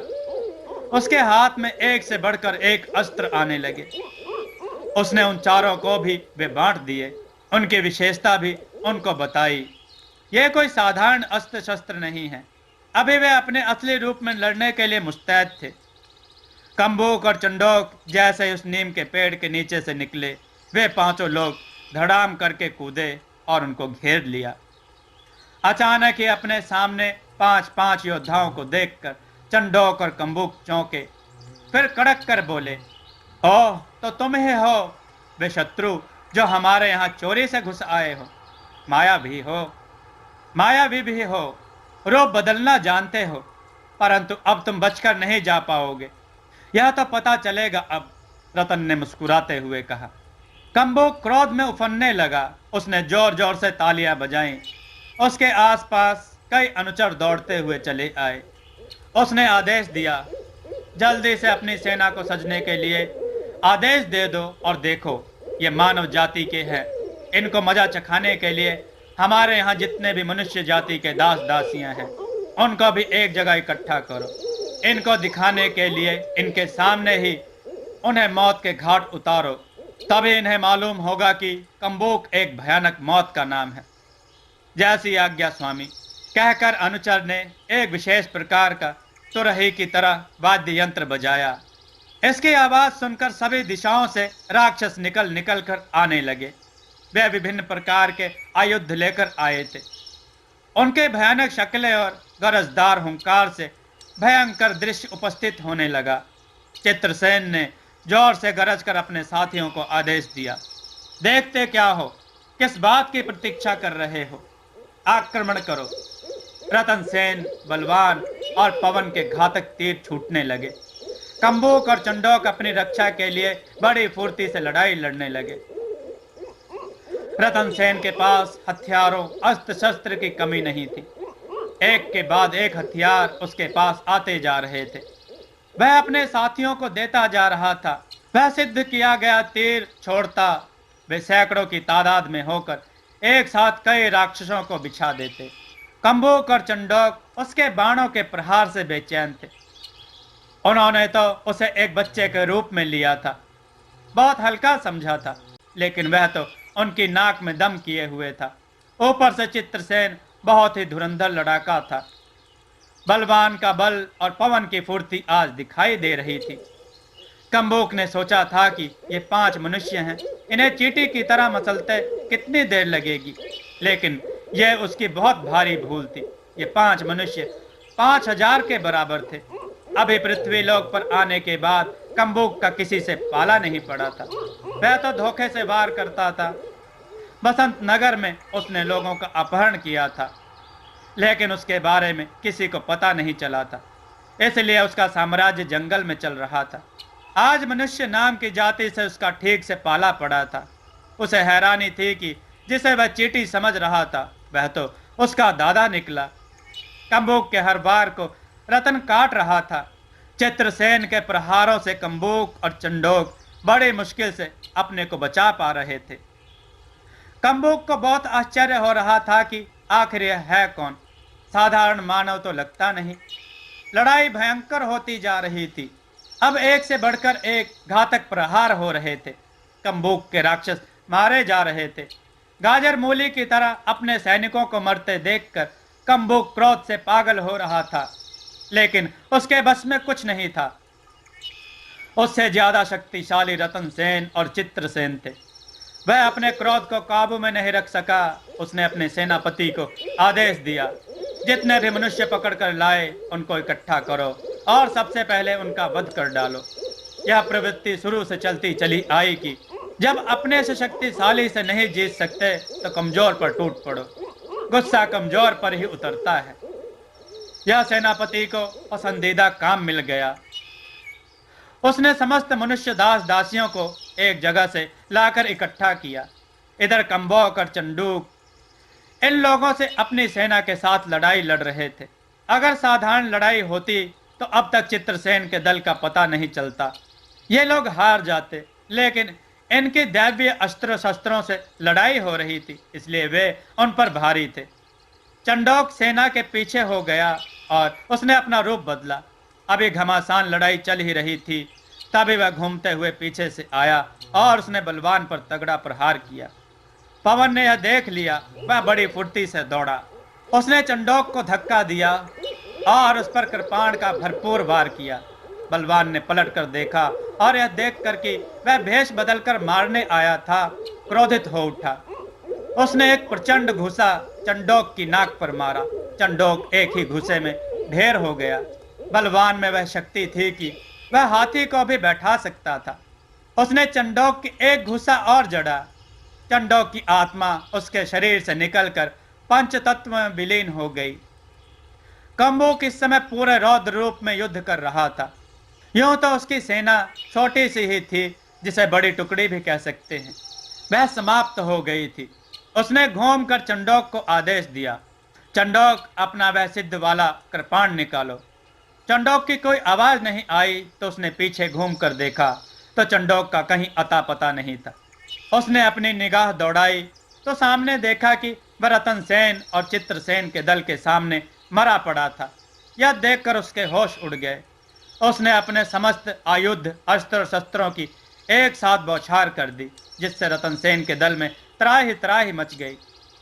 यद्यपि उन्होंने अपना बचाव किया, लेकिन फिर भी उन पर घातक प्रहारों से चोट लगी और उनकी गर्मी से वह तड़पने लगे। उसी समय आश्चर्य हुआ, उनके चारों तरफ शीतल पत्तों की छाया तन गई और उनमें ठंडी ठंडी हवा चलने लगी। पत्तियों का रस निचुड़ निचुड़ कर उनके ऊपर गिरने लगा और उनकी चोट ठीक हो गई। उन्होंने देखा कि वह चारपाई वाली वन देवी उनके सामने खड़ी मुस्कुरा रही थी। अब उनके चारों तरफ एक इस्पात की तरह दीवार सी तन गई थी, जिस पर कम्बुक के किसी भी वार का असर नहीं हो रहा था। उधर सेनापति ने जैसे ही दास दासियों के ऊपर अपने बाण वर्षा की, वैसे ही एक साथ 8 युवकों की टोली आकर खड़ी हो गई। यह दल जादुई चारपाई के पाए और पाटियों का था। उन्होंने अपने घातक और भयंकर तीरों से थोड़ी ही देर में सेनापति की टुकड़ी को जमीन पर बिछा दिया। वे दास दासियां डर के मारे थर थर कांप रहे थे। अब वहां कोई भी नजर नहीं आ रहा था। सेनापति समेत उसके सभी सैनिक यमलोक की सैर कर रहे थे। इधर देवी ने कम्बुक की तरफ से अपने हाथ का इशारा किया, कड़क कर बोली, देख कम्बुक, आज तक तूने कितने ही निर्दोष जीव जंतुओं की, मनुष्यों की हत्या की है। उनके मांस को खाया है, खून को पिया है। तुझे किसी भी जीव जंतु की दया नहीं लगती। प्राणों का और मृत्यु का डर क्या होता है, आज तू भी देख ले और उसका स्वाद चख। उसके हाथ से एक चक्र निकला और तेजी से घूमता हुआ कम्बुक के सर को काट कर उड़ा ले गया। कम्बुक का धड़ जमीन पर पड़ा था। राक्षसों के राज्य का जंगल में अंत हो गया था। कम्बुक के मरते ही वहां हर्ष की लहर दौड़ गई। जितने भी मनुष्य दास दासियां थे, वे सब खुशी से नाचने लगे। वे जानते थे कि उन्हें जबरदस्ती यहाँ लाया गया था और उनसे पशुओं की तरह काम लिया गया था। उन पर राक्षस बहुत अत्याचार करते थे, उनको बहुत मारते पीटते थे, खाने को नहीं देते थे। उन्हें लगता था कि उनका जीवन यही बीतेगा। बसंत नगर से बहुत से लोग या तो कहीं भाग गए थे, कहीं छुप गए थे, या फिर अपने रिश्तेदारी में चले गए थे, क्योंकि रोज रोज के किसी न किसी के अपहरण होने से वहां दहशत फैल गई थी। जो कोई भी विरोध करता था, उसे राक्षस मारकर फेंक देते थे। आज जाकर इस नरक से मुक्ति मिली थी। सभी लोग राजकुमार रतन सेन को धन्यवाद दे रहे थे। रतन सेन कम्बुक के खजाने की तरफ गया। वहां हीरे मोती आभूषण के ढेर लगे हुए थे। उसने वह सब निकाल कर उन्हीं प्रजाजनों को बांट दिए जो अभी तक दास दासी बनकर रह रहे थे। उनका घर भी लुट गया था, वहां कुछ भी नहीं रह गया था और यहाँ राक्षस उनका शोषण कर रहे थे। उनके शरीर के अलावा उनके पास कुछ भी नहीं था। रतन सेन ने खजाने में जाकर जो कुछ भी खजाना था वह उन लोगों को बांट दिया। उसके बाद उसने जादुई चारपाई को आदेश दिया, जादुई चारपाई उन सारे लोगों को उनके घर तक पहुंचाओ। जादुई चारपाई का आकार बढ़ता गया। बहुत सारे लोगों को बिठाकर जादुई चारपाई उड़ी, उनको घर तक पहुंचाकर फिर वापस आ गई। उसके बाद और लोगों को उसमें बिठाकर ले गई। इस प्रकार जादुई चारपाई ने थोड़े ही समय के अंतराल में सारे नगर वासियों को बसंत नगर में पहुंचा दिया। अब वहां जंगल में कुछ विशेष नहीं रह गया था। महल में जो भी राक्षस और उनकी स्त्रियां बचे थे, वे सब राक्षस लोक में भाग गए। राक्षस लोक में स्त्रियों और बच्चों को निष्कासित नहीं किया गया था। उनके लिए अभी भी वहां जगह थी। कम्बुक को ही षड्यंत्र के कारण निकाला गया था। अब चित्रसेन, रतन सेन, बलवान और पवन का भी वहां कुछ काम नहीं रह गया था। सबसे अंत में जब जादुई चारपाई आई तो उन्होंने जादुई चारपाई को आदेश दिया, जादुई चारपाई हम लोगों को भी बसंत नगर में पहुंचाओ। जादुई चारपाई उनको लेकर बसंत नगर में पहुंच गई। जादुई चारपाई ने उन लोगों को जाकर राजमहल में उतारा। राजा भुवन सिंह उन्हें देखकर बहुत प्रसन्न हुए। उन्होंने उन लोगों का विशेष आदर किया और उन्हें अतिथि गृह में ठहराया। बसंत नगर में जब एकाएक इतने सारे लोग आए तो यह नगर भी मुस्कुरा उठा, जैसे वहां बसंत वापस लौट आया हो। जो लोग नगर से भाग गए थे वे भी लौटकर वापस आए, जिससे यह नगर फिर से पहले की तरह आबाद हो गया।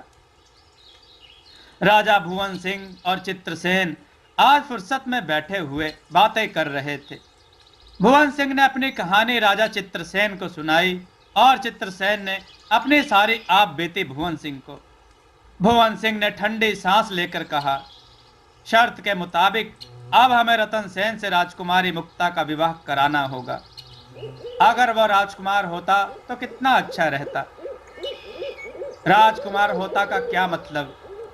राजकुमार तो वह है ही, चित्रसेन ने कहा। क्या? भुवन सिंह बहुत जोर से चौंके। हाँ हाँ, क्या तुम्हें नहीं पता कि वह राजकुमार है? वह चंद्रनगर का राजकुमार है। पवन सिंह शक्ति नगर का राजकुमार है। बलवान भोजपुर का और उनका मित्र अभय सेन यानी दरियाई सिंह मेरा बेटा सुहास नगर का राजकुमार है। मुझे उसने बताया है उसकी बड़ई के बेटे सुंदर से दोस्ती थी। इसकी वजह से उसके पिता राजा विक्रम सेन ने उसे राज्य से निष्कासित कर दिया था। वह चाहते थे कि वह उससे दोस्ती छोड़कर राजकाज में रुचि ले। उनका विचार था कि छोटे लोगों से मित्रता नहीं करनी चाहिए, इनसे आदमी निकम्मा और नकारा हो जाता है और वह किसी काम का नहीं रहता। वह कोई उच्च काम नहीं कर सकता, ना ही आगे बढ़ सकता है, क्योंकि उनकी संगति में उसके तुच्छ विचार हो जाते हैं। बस यही से राजकुमार में और राजा में अनबन हो गई। उनकी इस बात को झूठा सिद्ध करने के लिए ही राजकुमार ने राज्य छोड़ दिया था। यही नहीं, उसे रास्ते में जो भी मित्र मिले वे भी अपने गुणों के कारण ही निकाले गए। जिन्हें हम गुण कहते हैं उन्हीं को उनके पिता ने अवगुण बताकर उन्हें धिक्कारा, जिसकी वजह से यह नाराज होकर निकल आए। और आज देखो इनके यही गुण हमारे कितने काम आए। रतन सेन ने दरियाई को तो मजदूर समझकर ही अपने दल में शामिल कर लिया था, लेकिन उससे कभी नौकर वाला बर्ताव नहीं किया, मित्र वाला बर्ताव किया।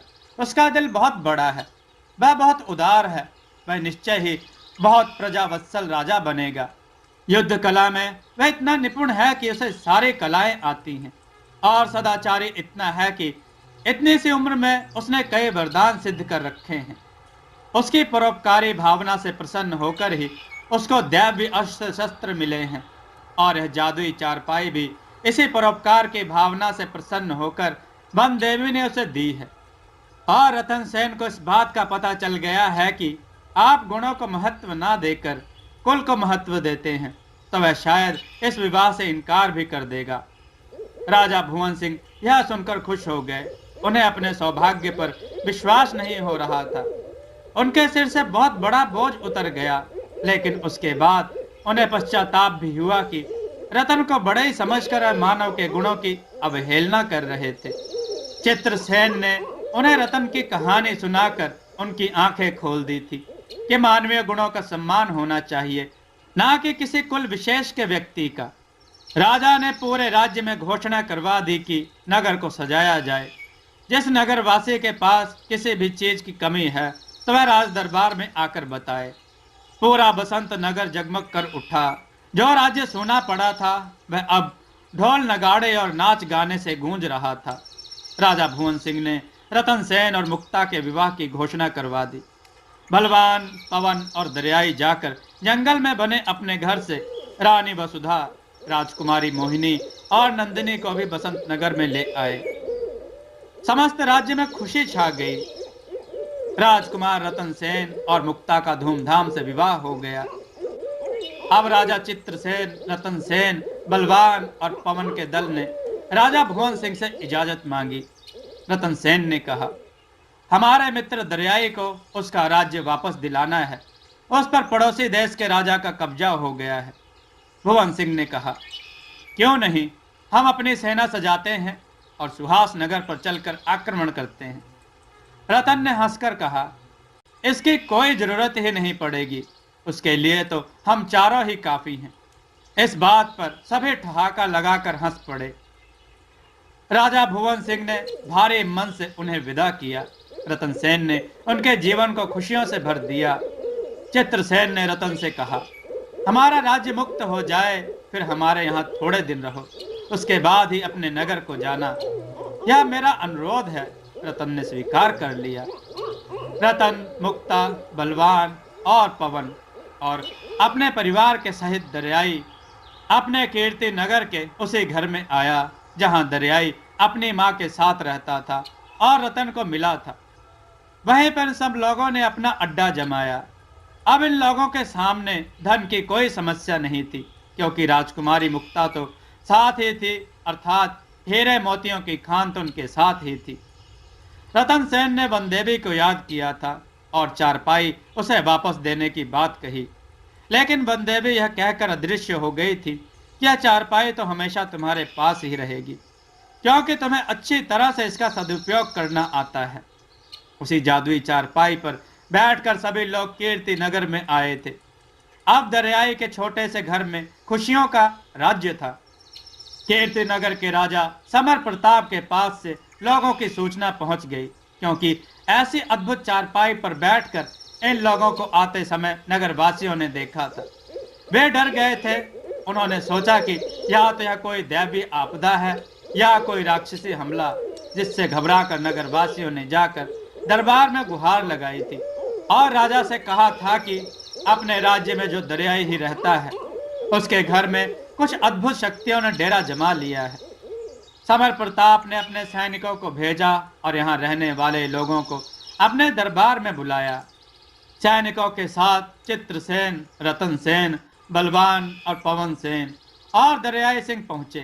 चित्रसेन ने उन्हें अपना परिचय दिया और बताया कि मैं सुहास नगर का राजा चित्रसेन हूँ और यह मेरा बेटा अभय सिंह है।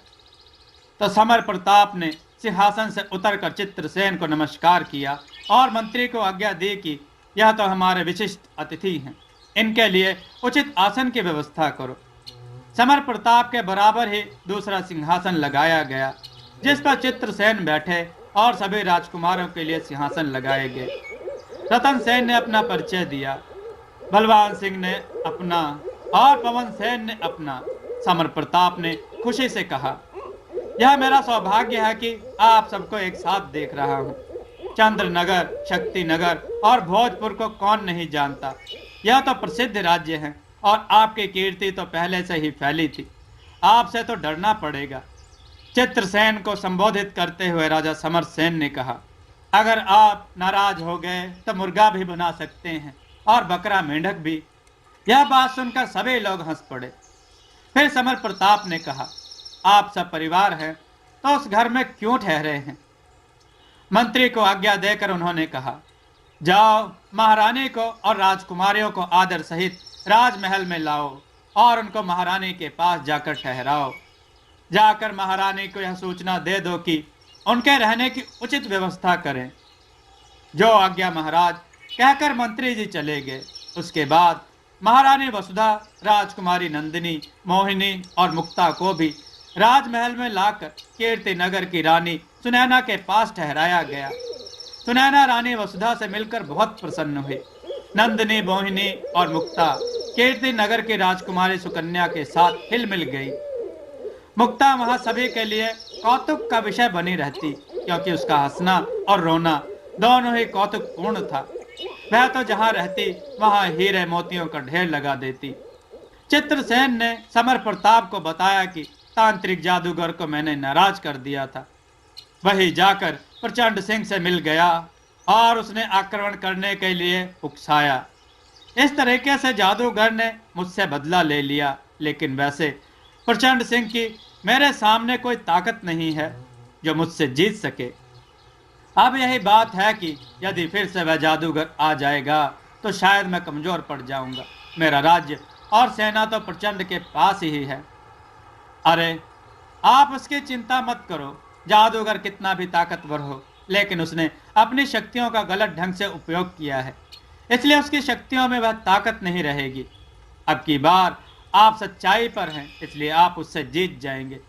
इसकी चिंता मत कीजिए, रतन सेन ने तसल्ली दी। समर प्रताप ने कहा, लेकिन हमारा राज्य तो आपके राज्य से थोड़ी ही दूरी पर स्थित है, इसलिए यहाँ से सेना ले जाने में कोई परेशानी नहीं है। इस बात पर चित्रसेन ने अपनी सहमति दे दी। सेना सजाई गई। उन्होंने सुहास नगर पर आक्रमण कर दिया। सुहास नगर की सेना लड़ाई के लिए तैयार नहीं थी। अचानक के इस आक्रमण से प्रचंड सिंह घबरा गया। आनंद फानन में उसने अपनी सेना तैयार की और लड़ाई के मैदान में आ गया। लड़ाई शुरू हो गई थी। अब की बार चारों राजकुमार और समर प्रताप का बेटा जीत सिंह लड़ाई के लिए सबसे आगे मोर्चे पर थे। सब अपनी अपनी घुड़सवार टुकड़ियों का नेतृत्व कर रहे थे। भीषण युद्ध शुरू हो गया। प्रचंड सिंह ने अपनी जान की बाजी लगा दी, पर उसकी सेना बुरी तरह से परास्त होने लगी तो उसके पास एक ही उपाय रह गया। उसने तांत्रिक जादूगर को याद किया। जाते समय वह उसे बता गया था कि कोई मुसीबत पड़े तो मुझे बुला लेना। तांत्रिक जादूगर वहां आकर हाजिर हो गया। सैन्य बल से हार कर प्रचंड सिंह निराश नजरों से देख रहा था। तभी जादूगर आ गया। उसने अपनी मायावी सेना सजा दी। अब प्रचंड की आंखों में चमक आ गई। उसने अपनी सेना को जोश दिलाया और बची खुशी सेना को एक बार फिर से इकट्ठा करके खड़ा कर दिया। जब चित्रसेन और रतन सेन ने यह देखा तो उसने सारे सैनिकों को बब्बर शेर बना दिया। दहाड़ते हुए सिंह प्रचंड की सेना पर दौड़ते तो भगदड़ मच गई। अब यहाँ एक भी सैनिक नहीं रह गया था। केवल जादूगर और प्रचंड सिंह ही मैदान में जुटे थे। प्रचंड सिंह की हिम्मत जादूगर की वजह से अभी भी बनी हुई थी। जादूगर ने अपना पैंतरा बदला और वह अपने विविध प्रकार के चमत्कारी आयुध इस्तेमाल करने लगा, जिसका रतन सेन ने काट करना शुरू कर दिया। और जब उसने अपने जादुई अस्त्र छोड़ने शुरू किए तो जादूगर के पैर उखड़ गए। लेकिन यही काफी नहीं था। जादूगर दुष्ट प्रवृत्ति का था। वह अपनी जादुई शक्तियों का कहीं भी गलत इस्तेमाल करता। इसलिए रतन सेन ने जो घातक मारक अस्त्र छोड़ा वह जादूगर के सीधे हृदय में जाकर लगा और उसका प्राणांत हो गया। उसके मरते ही प्रचंड सिंह ने चित्रसेन के पैर पकड़ लिए और संधि के लिए गिड़गिड़ाने लगा। प्रचंड सिंह की सारी शक्ति खत्म हो चुकी थी। अब वह बिल्कुल शरणागत था। उसको मारने का कोई लाभ नहीं था। चित्रसेन ने उसको माफ कर दिया और कहा, जाओ जाकर अपना राज्य देखो। प्रचंड सिंह अपने परिवार सहित अपने राज्य को चला गया। उसे तो यह भी उम्मीद नहीं थी कि राजा चित्रसेन उसको माफ भी करेगा, क्योंकि इसकी वजह से चित्रसेन ने बहुत दुख उठाए थे और घर से बेघर होकर दर दर की ठोकरें खाई थी। उसने तो चित्रसेन के परिवार का वध करने की आज्ञा दे दी थी, लेकिन वह तांत्रिक जादूगर के कहने पर उसने किया था। उसके प्रभाव में वह आ गया था। वह तो आक्रमण भी नहीं करना चाहता था, लेकिन जादूगर ही उसको लाया था। अब चित्रसेन का जब मौका आया तो उसने प्रचंड के परिवार की और उसकी जान नहीं ली। इस बात से प्रचंड को पश्चाताप भी हुआ था। अब वह हृदय से उसका सच्चा दोस्त बन गया। उसका राज्य सुहास नगर से सटा हुआ ही था, इसलिए पश्चाताप के रूप में अब वह राजा चित्रसेन की हर कदम पर मदद करने लगा। वह वहां से आकर सुहास नगर में चित्रसेन के स्वागत की तैयारी करने लगा। उसने चित्रसेन के नगर में आने से पहले ही सुहास नगर को भव्य रूप से सजवाया। उनके पूरे महल की अभिभूतपूर्ण ढंग से सजावट की गई और चित्रसेन के परिवार को लाने के लिए स्वयं ही एक स्वागत दल की तैयारी करने लगा। समर प्रताप के महल के बगीचे में मोहिनी, नंदिनी, मुक्ता, सुकन्या एक श्वेत स्फटिक मंडप में बैठी ही बगीचे की शोभा निहार रही थी। सभी राजकुमारियां इकट्ठी थीं। वे आपस में हंसी मजाक कर रही थी। यौवनारंभ के स्वप्न उनकी निद्रा को सजाने लगे थे, उन्हें विचलित करने लगे थे। वे आपस में ही चुहलबाजी कर रही थी, किलोल कर रही थी। इतने दिनों में ही उनमें बहुत प्रेम हो गया था।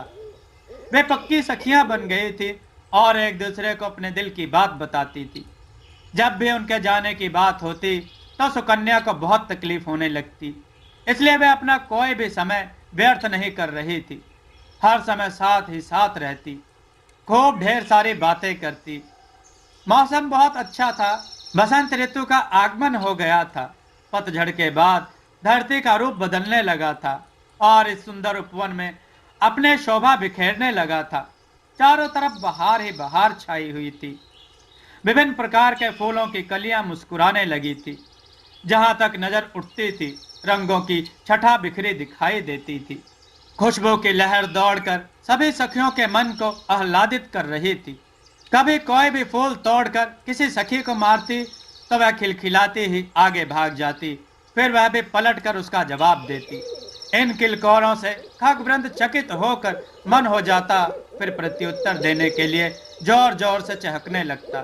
कोयल ईर्ष्या से निरंतर कूकने देने लगती, जिसकी मधुर आवाज से समा संगीतमय हो रहा था।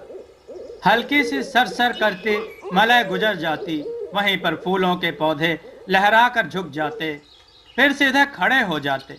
ऐसा लग रहा था जैसे वे उसकी गति की लय ताल के साथ साथ नृत्य करते हुए झूम रहे हैं।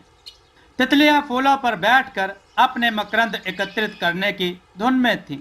भंवरे गुनगुन करते हुए वातावरण को गुंजित करके फूलों से अपना अनुराग प्रकट कर रहे थे।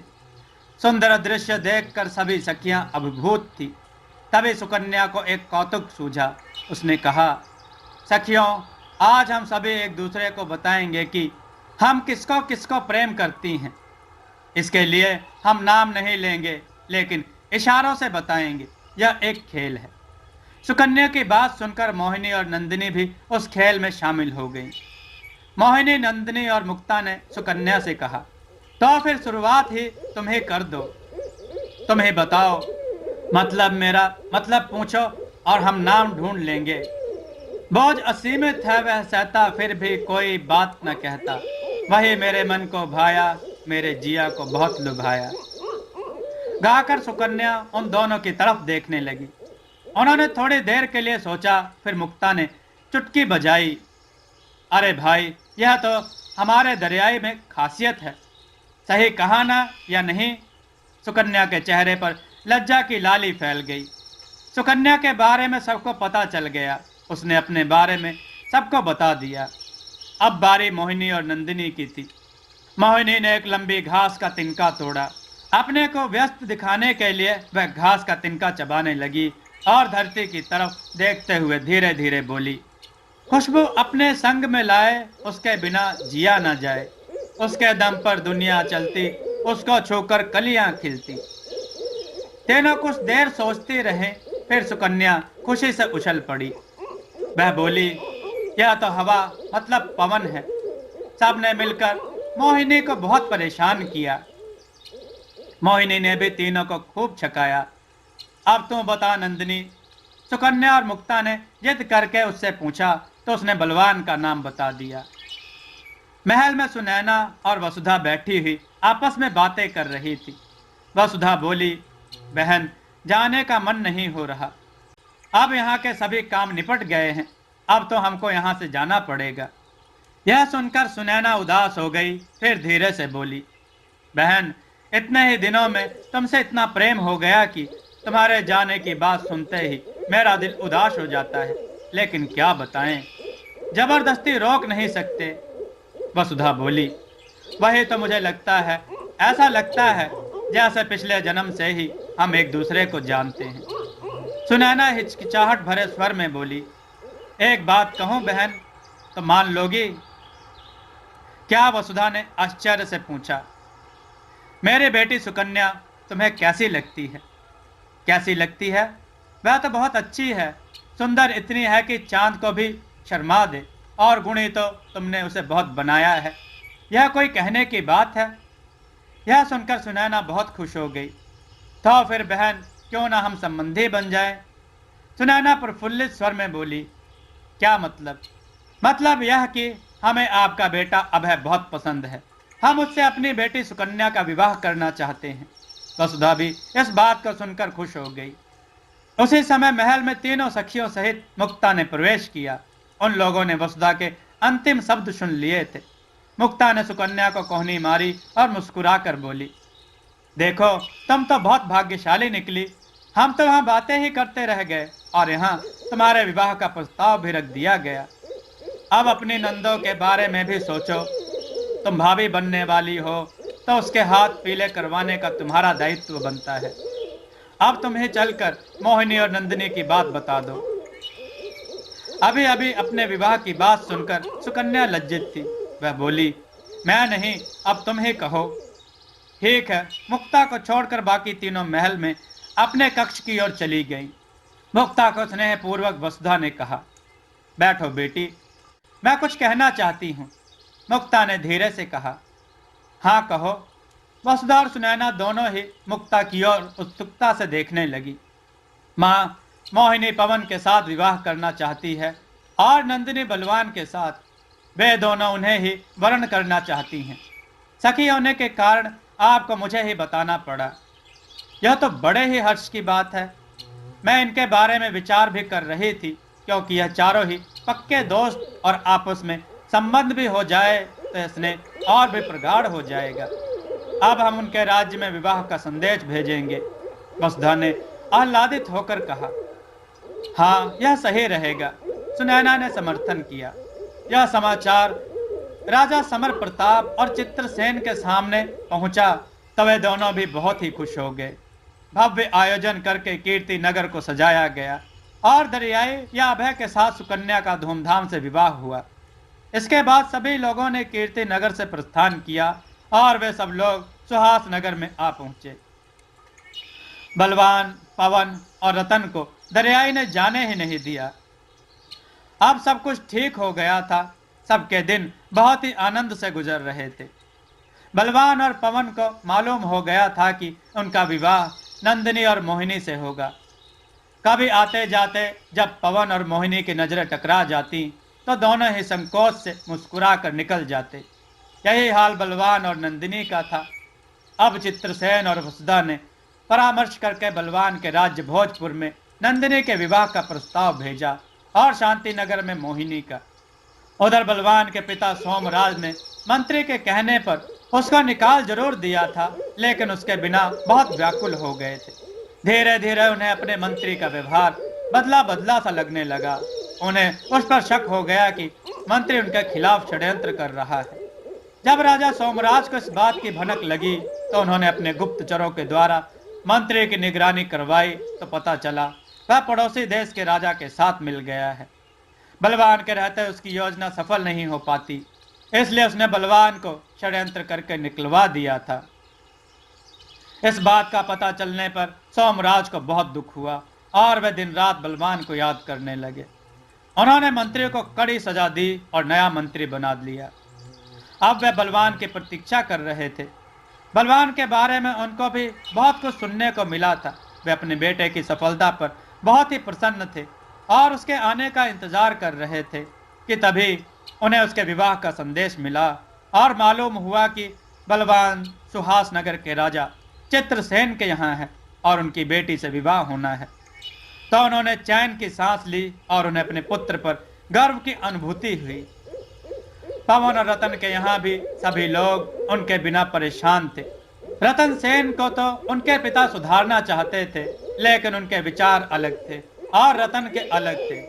अब इतने दिन में रतन ने सिद्ध कर दिया था कि वह सही था। उसके बारे में अफवाह फैलते फैलते उसके पिता तक भी पहुंची थी। वह अपने बेटे के कार्यों पर बहुत प्रसन्न थे। उसी प्रकार पवन के यहाँ का भी हाल था। कुछ दिनों तक सुहास नगर में रहने के बाद तीनों ने जाने की इजाजत मांगी। रतन, बलवान और पवन सेन वहां से रवाना हुए। अब सबके सब रास्ते अलग हो चुके थे। बलवान और पवन के यहाँ जब नंदिनी और मोहिनी के विवाह का संदेश पहुंचा तो बड़ी खुशी से उन लोगों की बारातें सजाई गई और नंदिनी मोहिनी का विवाह हो गया। इस समारोह में सभी दोस्त सम्मिलित हुए थे।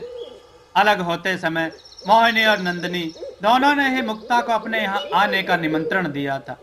वहीं बलवान और पवन ने भी आग्रह किया था। हाँ, जब कभी भी कोई बड़ी विपत्ति आती थी तो रतन सेन उस जादुई चारपाई को जरूर याद करता था।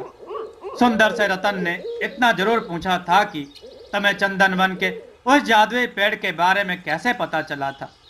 तो उसने बताया कि वह अपने पिता के साथ वन में जाया करता था। एक बार जैसे ही पिता ने हरे पेड़ को काटना चाहा तो वहां एक सुंदर स्त्री प्रकट हुई और उसने हरे पेड़ काटने को मना किया था। और कहा था, जो पेड़ सूख चुके हैं उनको ही काटो। तब मुझे पता चला कि पेड़ों में भी जीवन होता है, केवल उन्हें ही उपयोग में लाना चाहिए जो बेकार हो चुके हैं। रतन ने अपने पिता चंद्रसेन से कहकर सुंदर को मंत्री बनवा दिया था। राजा चंद्रसेन ने यह प्रस्ताव सहर्ष स्वीकार किया था। आखिरकार आगे चलकर रतन को ही राजा बनना था, और सुंदर से बढ़कर रतन का हितैषी और सच्चा दोस्त कौन हो सकता था। अब वे भी मान गए थे कि व्यक्ति के गुण उसकी जाति कुल पर नहीं बल्कि ईश्वर प्रदत्त होते हैं।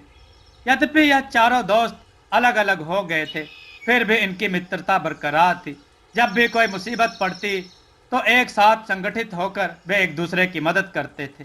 इस प्रकार से इनकी संगठित सेनाओं को कोई भी हरा नहीं सकता था। बेताल, तूने मेरे साथ धोखा किया है। तूने मुझे वहीं पहुंचा दिया जिस जंगल से मैं होकर जा रहा था। दोस्तों, आपको यह कथा कैसी लगी? अपने विचार और सुझाव कमेंट में जरूर दें। हमारी कथाओं को लाइक करें, हमारे चैनल को सब्सक्राइब करना न भूलें। हमारी कथाओं को शेयर जरूर करें जिससे लोगों को अच्छा ज्ञान प्राप्त हो। जय श्री राम भक्तों।